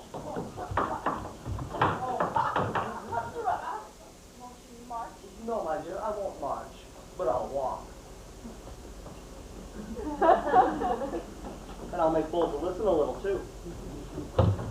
Indeed, Doctor. The Count has been far pleased, and that's the truth of it. Mine is to display before a school, and as I was the one bringing the meeting, I know desired to do something to make amends to the poor Count. What would you have me do, Doctor? Nothing, Joy, but only hide the Count in Mr. Sloane's closet when it is dark. Nothing? Is that nothing? You just want to sin and the shame, Doctor. Well, here is 20 louis d'or for your shame, and I will give you an absolution for the sin. But should I put the Count in the closet? Well, is there a sin for a man's being in a closet, Joy? One may go to prayers in a closet. But what if the lady should come into the chamber and go to bed? Well, Joy, is there a sin for one's going to bed? But what if the 2 parties should meet? Then the parties must be responsible. Now, do you be after putting the Count in Mr. Sloane's closet and leave the sins with themselves? I will come later with the Count to instruct him in your chamber. Well, Doctor, your religion is so pure. Put the key to the garden door. I'll be ready for you to sit here. Don't so much as make a whisper. You take hold of my hand and I will lead you. And do you walk to the Count and follow me.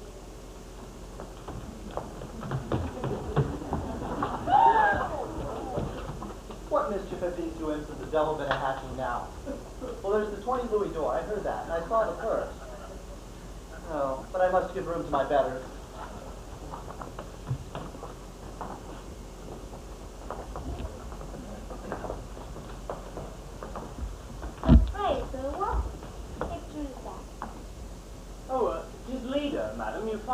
Jupiter comes disguised to make love. How would you like Alexander's battle? Oh, we want only a Lebrun, madam, to draw greater battles and a greater general of our own. The Danube, madam, would make a much finer figure in a picture than the Granicus, and we have our Ramillies to match with our Bella. Pray, sir, what head is that in the corner there?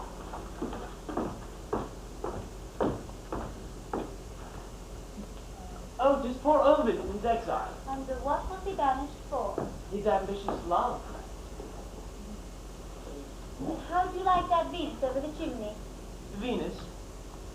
Well, I protest, madam. I took it for your picture, but now I look again and he's not handsome enough. What a charm, Miss Flattery. If you would see my picture, there it is over the cabinet. How do you like it? Well, I must admire anything that bears the least resemblance to you, madam, but methinks, madam. Pray, madam, who drew it? A famous hand, sir. A famous hand, madam. Well, your eyes are indeed featured there, but where's the sparkling moisture, the shining fluid in which they swim? The picture indeed has your dimples, but where's the swarm of killing cupids that you're ambushed there? Your lips too are figured out, but where's the carnation dew, the pouting ripeness that tempts the taste in the original? Had it been my lot to have matched with such a man? Your breasts too. Presumptuous man, what picked heaven?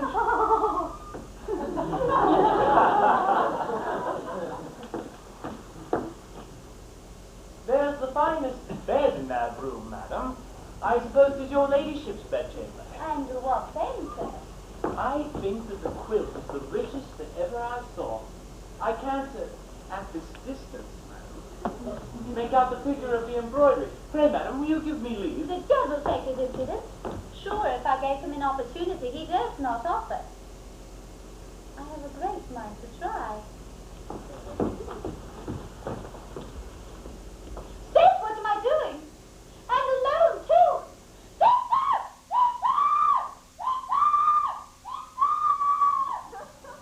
I'll follow her close.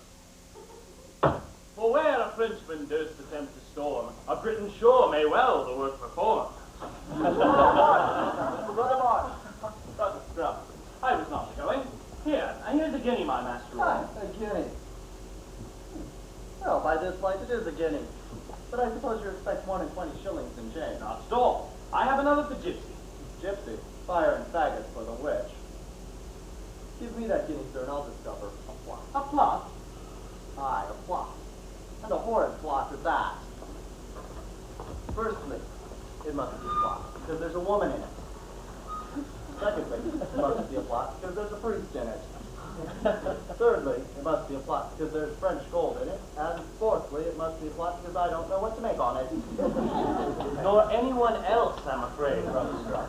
Truly, I'm afraid so too. But this I do know. There's been a priest with a temptation in one hand and an absolution in the other, and Gypsy has sold herself to the devil. I saw the price pay down. My eyes shall take their oath on it. And is all this bustle about Gypsy? And not just that. I can hear but a word here or there, but I remember hearing a count, a closet, a back door, and a key. How? Did you hear nothing of Mistress Sullen? I did hear some words that sounded that way, but whether it was Sullen or Dorinda, I could not distinguish. You have told no one of this matter, Brother Oh, no, sir. I thank you for that. You're in the right, Brother Scrub. Here's a treaty afoot between the Count and the lady, the priest and the chambermaid and the plenipotentiary. It shall go hard, but I'll find a way to be included in that treaty. Where's the doctor now? He and Gypsy are at this moment devouring my lady's marmalade in the closet. Martin! Martin! I come, sir, I come. You forgot the other guinea, Brother Mark. Oh, here. I give it with all my heart. And I'll take it with all my soul. Dear God, I'll spoil your plotting, Mr. Gypsy.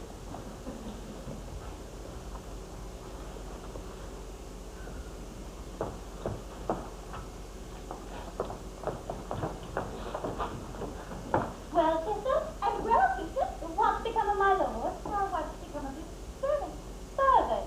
He's a pretty fellow and fine a gentleman by 50 degrees in his master. You decide, me, sister, to leave you when you transgress the bounds of honor. Thou beest a censorious country girl. What dost mean?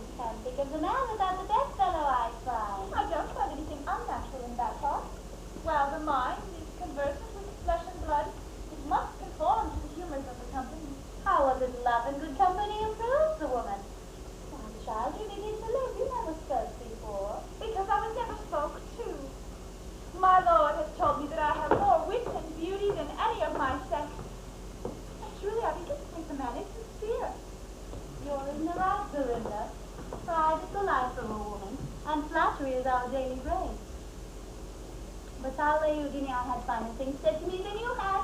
Done. What did your fellow say to you? My fellow took the picture of Venus for mine. But my lover took me for Venus. A silent common cat. If my spark called me a Venus directly, I should have believed in a sportsman in good earnest.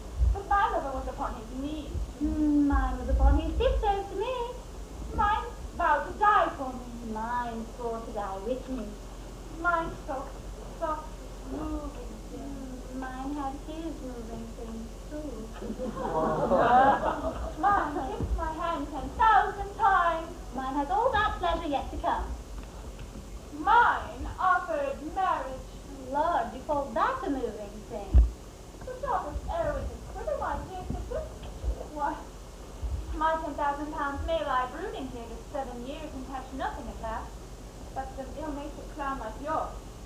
Whereas, if I marry my Lord Aimwell, there will be pipe, slave, precedence, the park, the play, the drawing room, splendor, aqua-pitch, noise, and flambeau! Hey, my Lady Aimwell's servants, there! Lights! Lights to the stairs! My Lady Aimwell's couch, put forward! Stand by! Make room for her ladyship!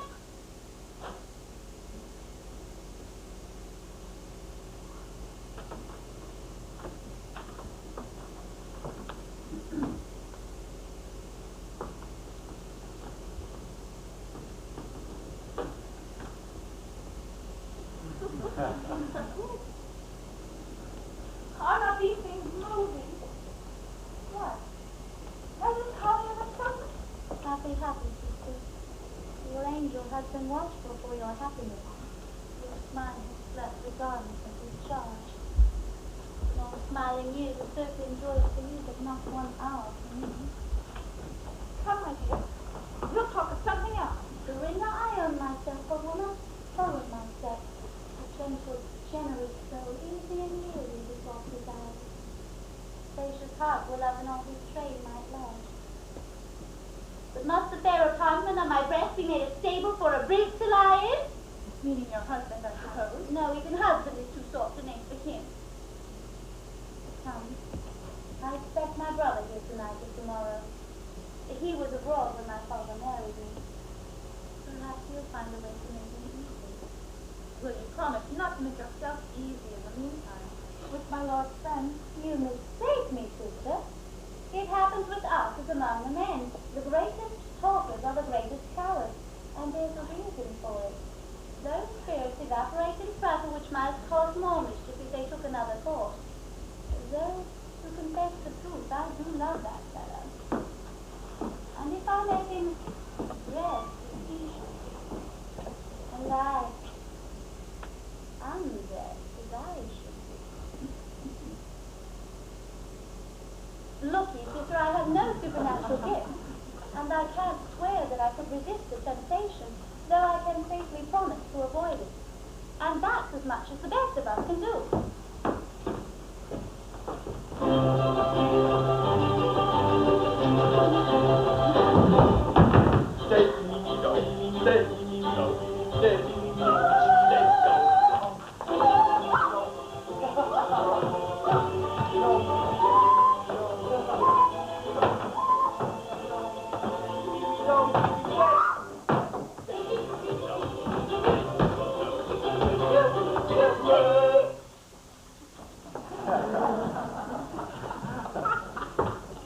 And the awkward kindness of the good motherly old temple. You're coming easiness of the young one.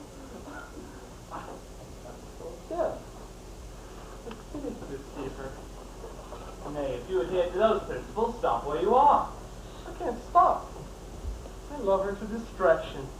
Stay. If you love her a hair's breadth beyond discretion, you must go no further. Now is the time to strike while the iron is hot. This priest is the luckiest part of the business. He shall marry you and pimp for me. Yeah, but I should not like a woman that can be so fond of a Frenchman. Alas, sir, necessity has no law. The lady may be in distress. Perhaps she has a confounded husband, and her revenge may carry her further than her love. Egad, I have so good an opinion of her, and of myself, that I begin to fancy strange things. And we must say this for our women, and indeed for ourselves, that they do stick to their men as they do their Magna Carta. But here comes the doctor. I shall be ready. Ah, say, you noble friend. Oh, doctor, you're a servant. Pray, doctor, may I crave your name? Ah, my name is Father Foigard, Joy. Foigard. A very good name for a clergyman. Pray, Dr. Foigard, were you ever in Ireland? Ireland? No. What sort of place is that same island? They say the people there are catched up when they're young, you know. And some of them when they're old, too. Sir, I arrest you as a traitor against the government. You are the subject of England, and this morning showed me a commission by which you served as a chaplain to the French army. Sir, that is death by our law, and your reverence must hang for it. Upon my soul, noble friend, this is strange news, you tell her. Father Foigard, the subject of England, the son of a burgomaster of Brussels. Son of a bog trotter in Ireland. Sir, your tongue will condemn you before any bench in the kingdom. And is my tongue all your evidence, It Joy? is now. No, for I will speak English no more. Sir, I have other evidence. Hither, Martin. You know this fellow? Save you, my dear cousin. How does your head? There is my countryman and his brogal hang mine. Aik universtan o sacramon. Changing your language won't do it, sir. This gentleman knows you and will swear it to your face. And is there a brogue upon my face, too? Upon my soul there is, but Cousin McShane, will you not put a remembrance upon me? McShane did his name, sure enough. I bet, Archer, you have it. Ah, the devil hang you, Joy. By what acquaintance are you my cousin? The devil hang yourself, Joy. You know that we were little boys together upon the school, and your foster mother's son married upon my nephew's sister, Joy, and so we are Irish cousins. Ah, the devil hang the relation. And what school was it? I think it was, Kilkenny. No, it was Tipperary. Ha! Self-confession! Sir, we shall deliver you into the hands of the next magistrate. You're taken away, 4 tribe exercises, and away you go, swinging to Ferguson. And will it be so with you, cousin?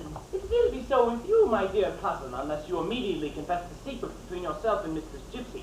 Looky, Doctor, the gallows is the secret. Take your choice. Oh, the gallows? Upon my soul, I hate the same gallows, for 'tis a disease that is fate. All right, then there is nothing, Joy, but only that the Count would meet with Mr. Sullen in his chamber at midnight. And there is no harm, Joy, for I am to conduct the meeting myself. As I guessed. And have you communicated this matter to the Count? I have not seen him since. Right again. Why then, Doctor, you shall hide me in the lady's closet rather than the Count. What, my cousin to the lady? Upon my soul, this is too much. Consider, Doctor, we've got a rope about your neck, and if you offer to squeak, we shall close your windpipe, most certainly. We shall have another job for you in a day or two, I hope. Here, Scotland, let's into my chamber to confer our affairs further. Come, my dear cousin, come along.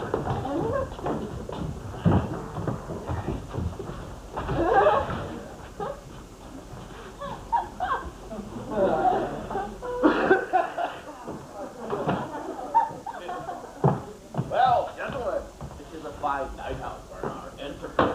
Dark as hell, and wolves like the devil. Our landlord here has shown us the window. We must break in, and where the plate stands in the wainscot covered in the parlor. That's a bag shot, does fair news. Knives and forks and cups and cans and tumblers and tankards. Why, there's one tankard as a saying that's near round as big as me. The squire for his godmother. Nothing can toad like an East English shepherd. So, you say we must abide at the stairhead? Yes, Master Hounslow. At one end of this gallery lies my Lady Bountiful and her daughter. The other, Mr. Stratagem. Now for the squire himself. He's safe enough. I barely enter him, and he's seas already. But such a parcel of scoundrels has got about him nowadays. Gad, I was ashamed to be seen in their company. Gentlemen, 'tis now 12, as the saying is. You must set out at once. Aye, Hounslow, do you and Bagshot see our arms fixed, and I'll come to you presently. We will.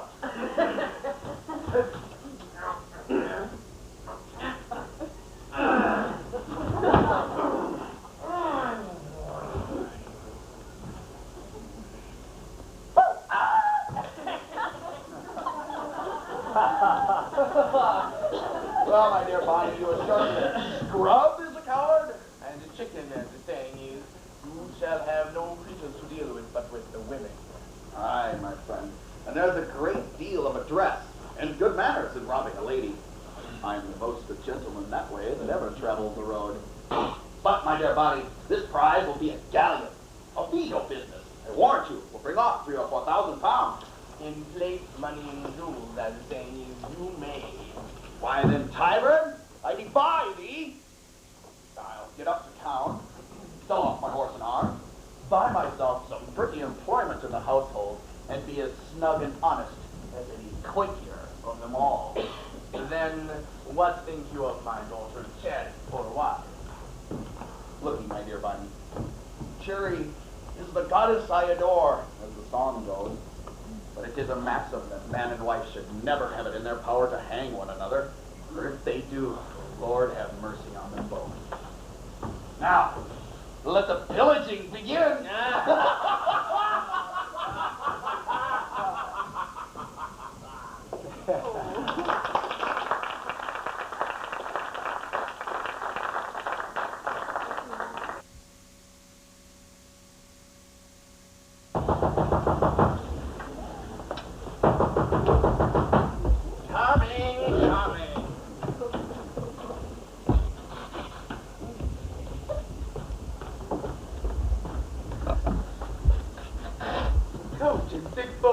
At this time of night? Tom and Ray. Travel with other people. What, fellow? A public house in a bed with other people sleep? But I ain't that fancy, sir, as the saying is. It's not the Sullens done it, I think, either. All over the squad.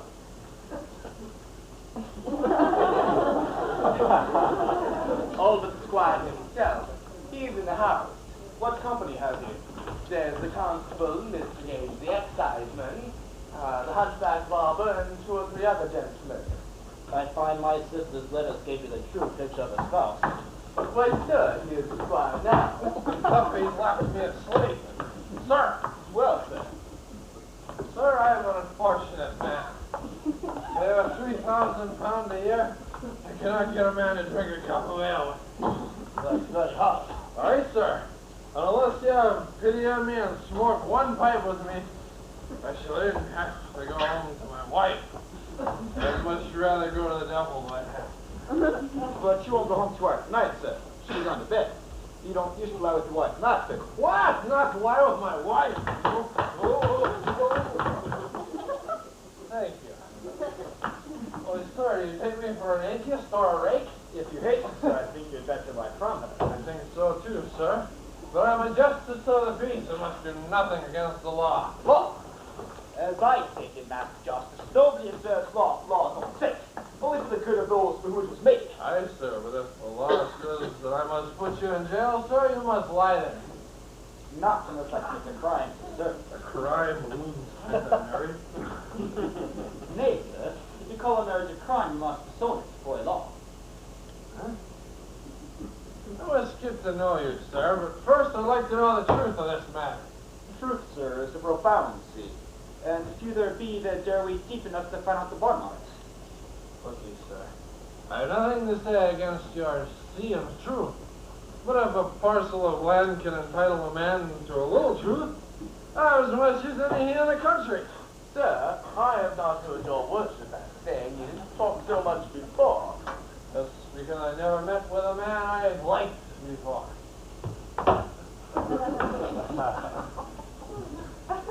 Sir, let me ask you one question, as the saying is. Are not man and wife one flesh? You and your wife, Master Duck, may be one flesh because you're nothing else. Quote, rational creatures have minds that must be united. Mind? Aye, mind, sir. Don't you believe that the mind takes place over the body? Some people. Then the interest of the master must be consulted before that to the servant. You must dine with me tomorrow, sir. Why don't you part with her, sir? Will you take her, sir? With all my heart. Well, then you shall have her, sir, and a venison pasty in the bargain. You'll let me have her fortune, too. Fortune? Why, sir, I have no quarrel with her fortune. I only hate the woman, sir, and none but the woman shall go. But her fortune, sir. Oh, can you play with? No, truly, sir. Or fours, neither. Oh, where was this man bred? Pardon me, sir. This has been late, and I I cannot go to bed. For half an hour, if you please, sir. But you must consider it's late. Late, that's why I can't go to bed. Come, come.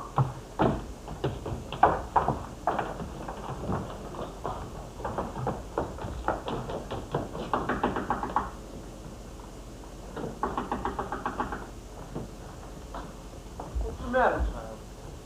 Tremble. You're frightened? No wonder, sir.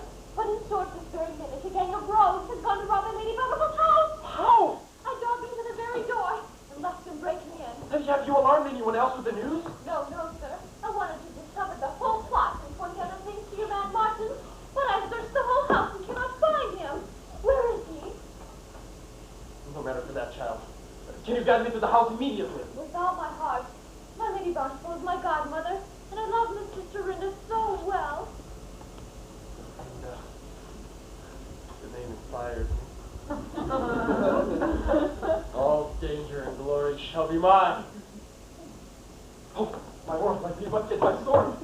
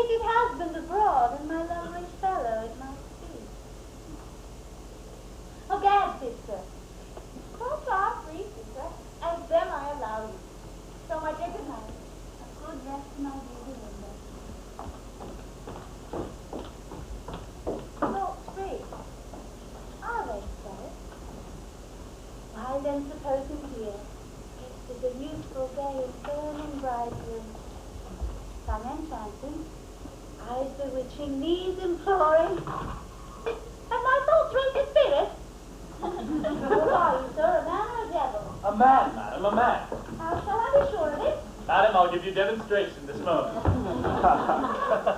you intend to be rude? Yes, madam, if you please.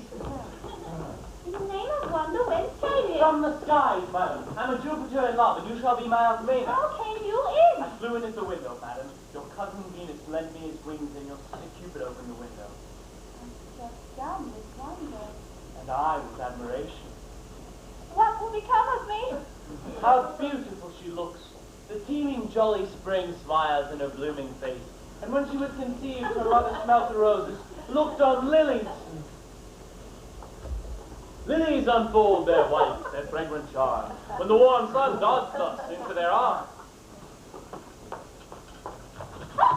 Oh, madam, what do you mean? You're in the house? Sir, I'll wait for dead before I bear this. What, approach me with the freedoms of a keeper?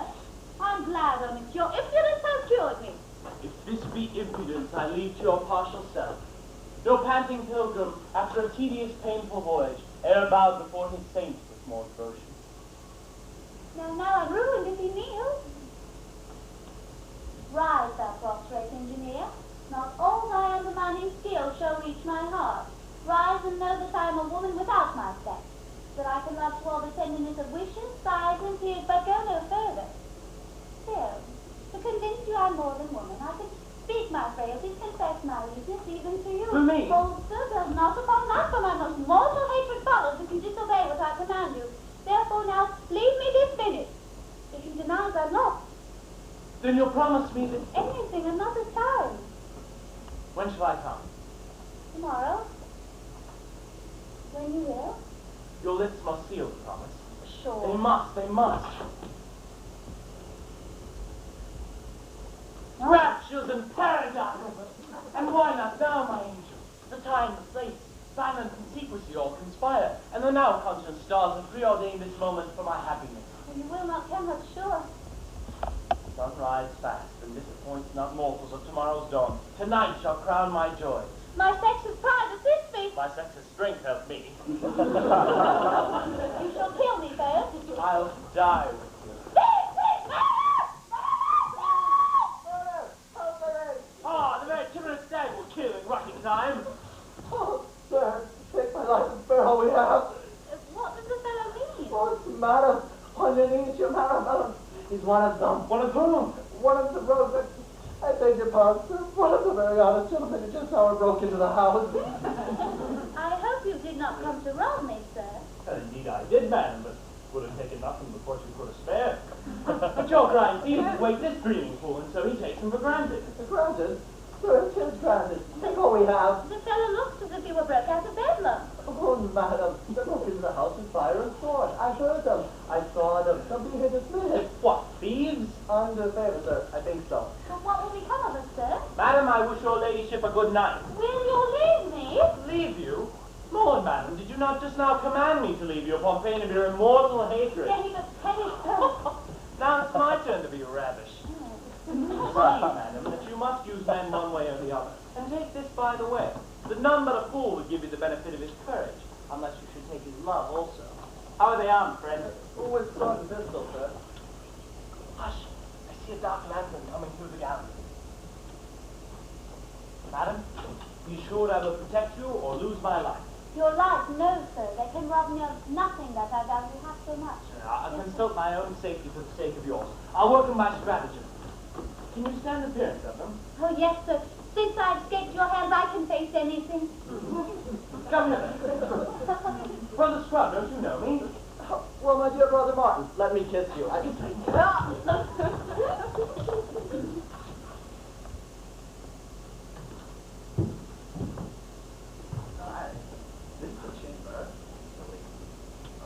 Who are you? What do you want? You come to rob me? Rob you? Alack a day, madam. I am but a younger brother, madam. And so, madam, if you make a noise, I'll shoot you through the head. But don't be alarmed. These rings. No, don't be concerned, madam. I have a profound respect for you, madam. Your keys. Oh, don't be frightened, madam. I am the most a gentleman. Necklace. I was never rude to a lady, but I've a veneration for this necklace. Ooh! Hold, profane villain, and take the reward of thy sacrilege. Pray, sir, don't kill me. I am prepared. How many of them is there, Scrub? 5 and 40, sir. Then I must kill the villain to have him out of the way. Hold, sir. We are but 3 upon my honor. Scrub, will you undertake to secure this gentleman? Not I, sir. Kill him. Go to Gypsy's chamber. You'll find the doctor there. And bring him hither presently. Well, Rogue, if you have a short prayer, say it. Sir, I've no prayer at all. The government has provided chaplains for us to say prayers on these occasions. Nay, pray, so don't kill him. You like me as much as him. The dog shall die, madam, being the occasion of my disappointment. Sirrah, this moment is your last.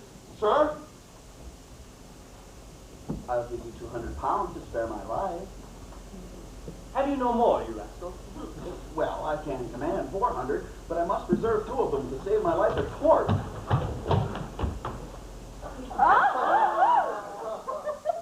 Doctor, I presume you and Scrub, between the 2 of you, may manage this gentleman. Pray, Doctor, lay hold of him. What? Turned over to the priest already?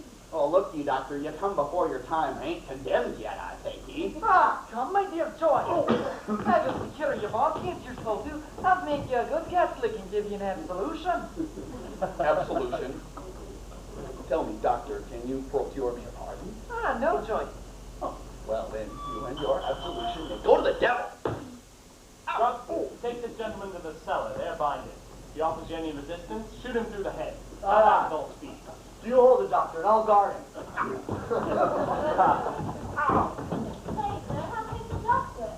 In short, madam, there, the road to broken down the ladies. Best I parted with the pistol, but I must fly to their assistance. Madam, will you stay here or venture yourself with me? With you, dear sir, with you.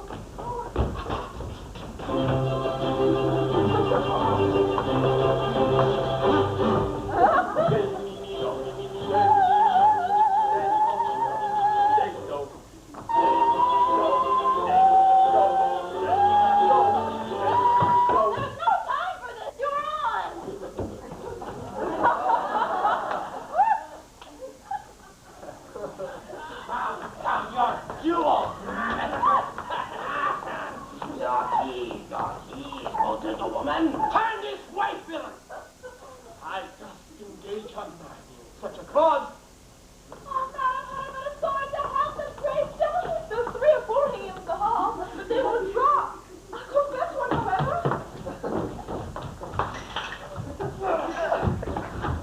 Hold, my lord, every man his bird, pray.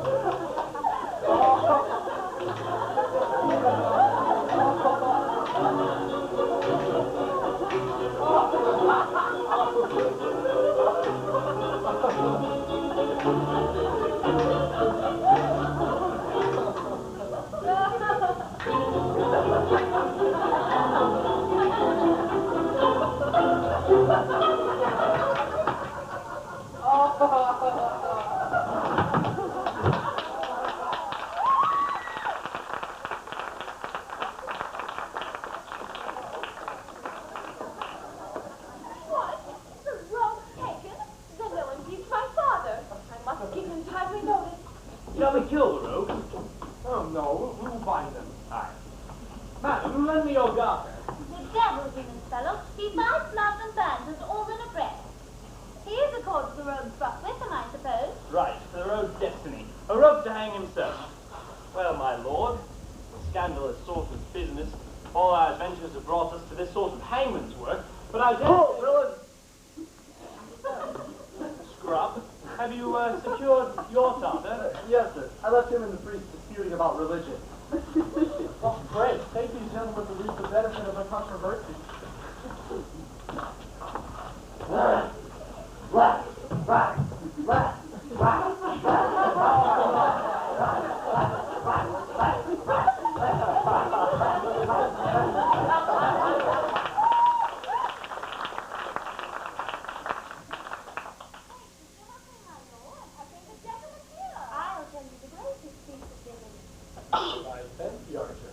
Your adventures have been more successful than the housebreakers. Never mind for my adventures. Yours are the principal at present. Ask her to marry you now. Now while she's caught between the palpitations of a fear and the joys of a deliverance. Now while the tides of her spirits are at high flood. Throw yourself at her feet. Speak some romantic nonsense or another. Address her like Alexander in the height of his battle. Bear down her reason. Confound her senses and away with her. The priest is in the cellar now and dare not refuse her.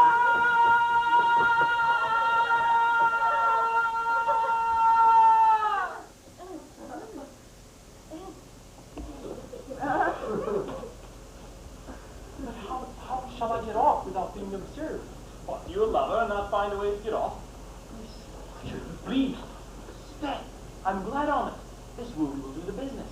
I'll amuse the old lady and Mistress Sullen about dressing this wound, and you carry off during that. Oh, gentlemen, could we understand how you'd be gratified for these services? Come, my lady. This is no time for compliments. Madam, I'm wounded. How? I hope, sir, you have received no hurt? None but what you may cure. Come, sir, let's see your arm. Ooh, I must have some punishment to stop the blood. Ooh, mean, it's an ugly gash. Upon my word, sir, you must go in bed. Aye, my lady. A bed would do very well. Will you do me the favor to escort me to a chamber? Do, daughter, till I get the mince, the probe, and the plaster ready. Why don't you obey your mother's command? How can you, after what has passed, have the confidence to ask me? And if you go to that, how can you, after what has passed, have the confidence to deny me? Was not this blood shed in your defense and my life laid down to your protection? Look, madam, I'm not of your romantic fools that fight giants and monsters for nothing. My valor is downright Swiss. I'm a soldier of fortune and so must be paid. 'Tis ingenerous in you, sir, to upbraid me with your services. 'Tis ungenerous in you, madam, not to reward them. How? At the expense of my honor? Honor? Can honor consist with ingratitude? You would be a woman of honor. You must deal as a man of honor. Think I would deny you in such a case? Madam, my lady has ordered me to tell you that your brother is below the gate. My brother, the heavens be praised. Sir, he will thank you for your services. He has it in his power. Madam, who is your brother? Sir Charles Freeman. And now, if you'll excuse me, I must go and receive him. Scat to hell! Sir Charles Freeman, my old acquaintance. Now, unless Amwell had made good use of his time, our whole fair machine goes soused into the sea like the Eddystone.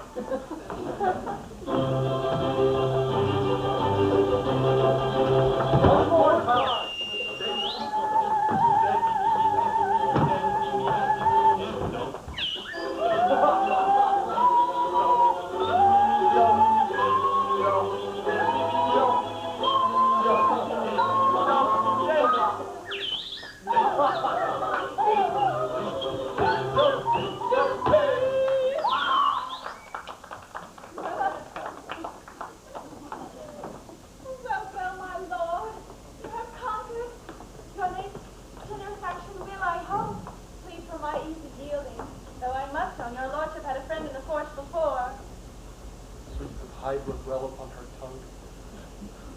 Doctor, hither, doctor. Now are you prepared, Beaux? I'm ready. But first, my lord, one word. I've a frightful example of a hasty marriage in my own family. When I reflect upon it, shocks me. Pray, my lord, consider a little. Consider? Do you doubt my honor or my love? Neither. I do believe you equally just as praised. And were your whole sex drawn out for me to choose, I should not cast a look upon the multitude if you were absent. But, my lord, I am a woman. Color's concealment may hide 1,000 faults in me. Therefore, know me better first. I hardly dare affirm I know myself in anything except my love. Such goodness, who could injure? I find myself unequal to the task of a villain. She has gained my soul and made it honest like her own. I cannot hurt her. I cannot hurt her. Doctor, retire. Madam, behold your lover and proselyte, and judge of my passion by my conversion. Small lie. Nor dare I give you a fiction into your arms. I'm all counterfeit, except my passion. What did it, heaven? A counterfeit? A poor, needy man, madam, come with a mean, a scandalous design to prey upon your fortune. The beauties of the person in mind so have seen me for myself. Now, like a trusty servant, I prefer the interest of my mistress to my own. Sure, I've had the dream of some poor mariner, a sleepy image of a welcome port, and wake involved in storms. Pray, sir, who are you? Brother to the man whose title I usurped, a stranger to his honor or his fortune. Matchless honesty. Once I was proud, sir, of your wealth and title, but now I'm prouder that you won. Now I can prove my love was justly leveled and had no aim but love. Dr. Byers! Your pardon, sir. We shan't want you now.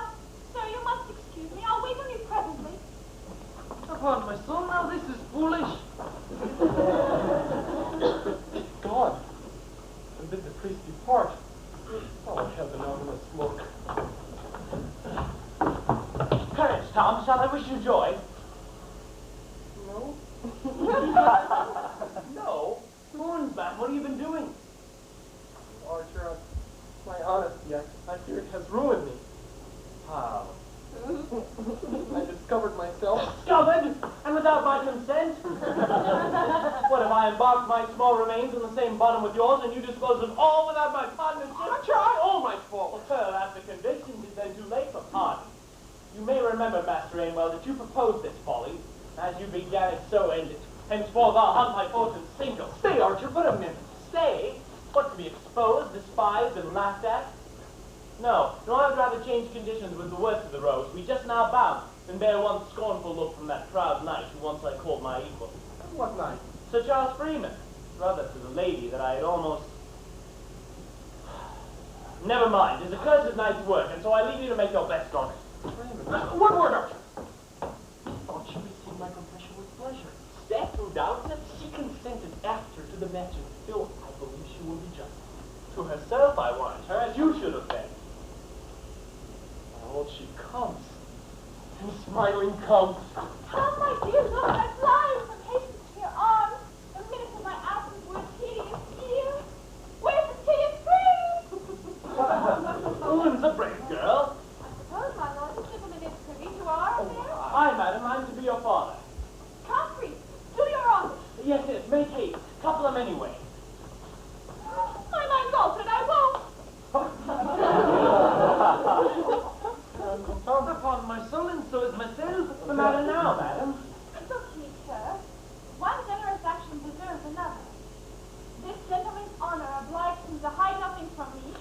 My justice engages me to conceal nothing from him. In short, sir, you are the person you thought you wanted to be. You are the true Lord Viscount Amewell, and I wish your lordship joy. Now, priest, you may be gone. If my lord is pleased with this match, let his lordship marry me in the face of the world. What does she mean? There's a witness for my truth. Ah, my dear Lord Amewell, I wish you joy. For what? Of your honor and estate. Your brother died the day before I left London, and all your friends have adapted you to Brussels. Among the rest, I did myself the honor. Ah, Sir Knight, don't you banter now. 'Tis the truth, upon my honor. Thanks to the pregnant stars that brought me this message, and thanks to the moon of time that brought it forth, away with it. My guardian angel that brought me this prize, and double thanks to the noble Sir Charles Freeman. My lord, I wish you joy. My lady, I wish you joy. Sir Charles, you're the honestest fellow alive. A word, my lord, how do ye? A word, my lord, how do ye? My lord, how do ye?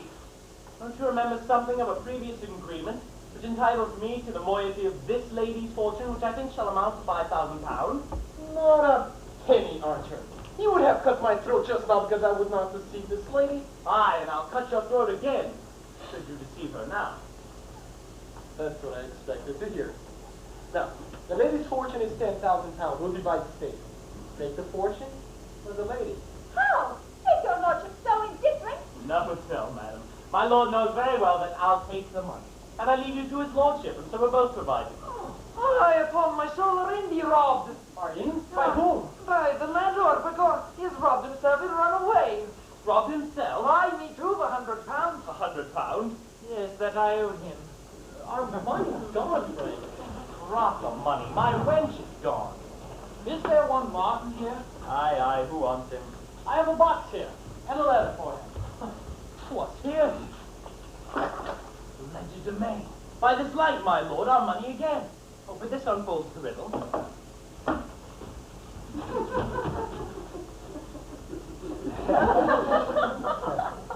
Oh, 'tis for the public good, and so must be communicated to the company. Master Mark, my father, being afraid of an impeachment by the rogues that are taken tonight, has gone off. But if you can procure him a pardon, he will make great discoveries which may prove useful to the country. Could I have met you instead of your master tonight, I would have delivered myself into your hands with a sum that much exceeds that in your strong box, which I have sent to you with an assurance to my dear Martin that I will ever remain his most faithful friend till death. Cherry Boniface. There's a love letter for you. As for the father, he ought to be encouraged. And for the daughter, my lord, pray persuade your bride to take her into her service instead of Gypsy. Oh, I can assure you, madam, your deliverance was owing to her discovery. Your command, my lord, was without the obligation. I'll take care of her. This good company meets opportunely in favor of a design I have in behalf of my unfortunate sister. I intend to part from my husband. Gentlemen, will you assist me? Assist you, death who would not? Why? Upon my soul, will always see. What's all this? They tell me, spouse, that you would like to have been robbed. But truly, spouse, I was pretty near it, had not these two gentlemen, you suppose. How came these gentlemen here? That's his way of returning thanks from his Aye, but the question be a good one for all that. You promised last night, sir, that you would deliver your lady to me this morning. Can't. What mean you by can't? Sure, you shall deliver her. In short, sir, we have just saved your family, and if you're not civil, we'll unbind the ropes, join with them, and set fire to the house. What do you mean, not part with your wife? Oh, gentlemen, all things here must move by consent. Compulsion would spoil us. Let my dear and I talk the matter over, and you shall judge it between us. Well, first I must know who are to be our judges. Who are you, sir? I am Sir Charles Freeman, come to take away your wife. And you, sir? Viscount Irlau, come to take away your sister. And you, good sir? Francis Archer, Esquire, come To take away my mother, I hope. You are heartily welcome. I've never met with 3 more obliging men since I was born. And now, my dear, if you please, you shall have the first word. And the last for 5 pounds.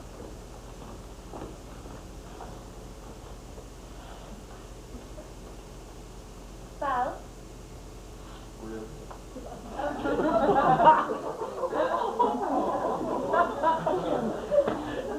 How long have we been married?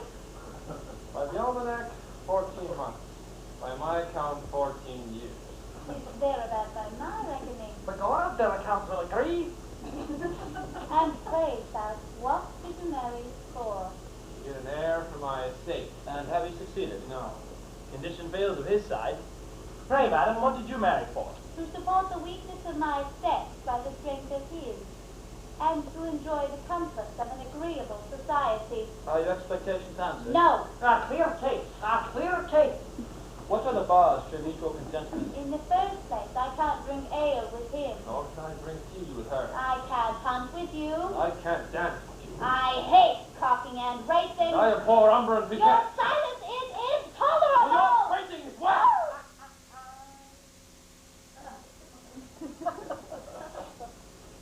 Have we not been a perpetual offense to each other? A gnawing vulture at the heart. Frightful goblin to the sex. A porcupine to the feelings. Perpetual wormwood to the taste. Is there on earth a thing we could agree in? Yes. To part. With all my heart. Your hand. Here. These hands join us, these hands shall part us. Away. North. South. East. West. Far as the poles asunder. Ah, upon my soul, they're a church ceremony. Now, Master Seller, the one still in my sister's fortune to make us happy. Sir Charles, you love her fortune, I love her fortune, and you love your sister, each man to his fancy. Then you won't refund. I'm not a styler. What is the portion? £10,000, sir. I'll pay it. My lord, I thank him, has enabled me, and if the lady pleases, she may come home with me. Tonight's adventure has proved strangely lucky to us all, for Master Gibbet in his walk had made bold with your study and writing desk, and had taken out all the writings of your estate, all the articles of marriage with this lady, bills, bonds, leases, receipts to an infinite value. I took them from him, and I deliver them to Sir Charles. Oh, my writing. Oh, my head aches consumingly. Well, gentlemen, you shall have her fortune, but I can't talk. If you have a mind, Sir Charles, to be merry and to celebrate my sister's wedding and my divorce, you may command my house. Oh, my head aches consumingly. Scrap!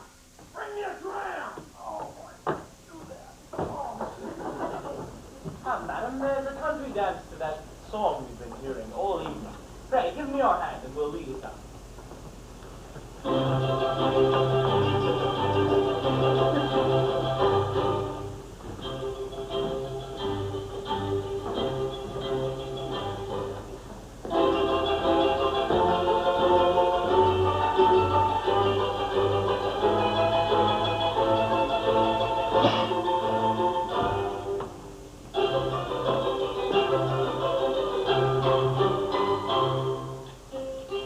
Hard to guess which is the happiest, the couple joined or the couple parted, the one rejoicing in hopes of an untasted joy, and the other in deliverance from an experienced misery.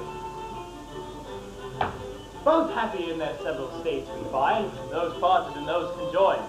Consent is mutual, saves the lawyer's fee. Consent is law enough to set you free.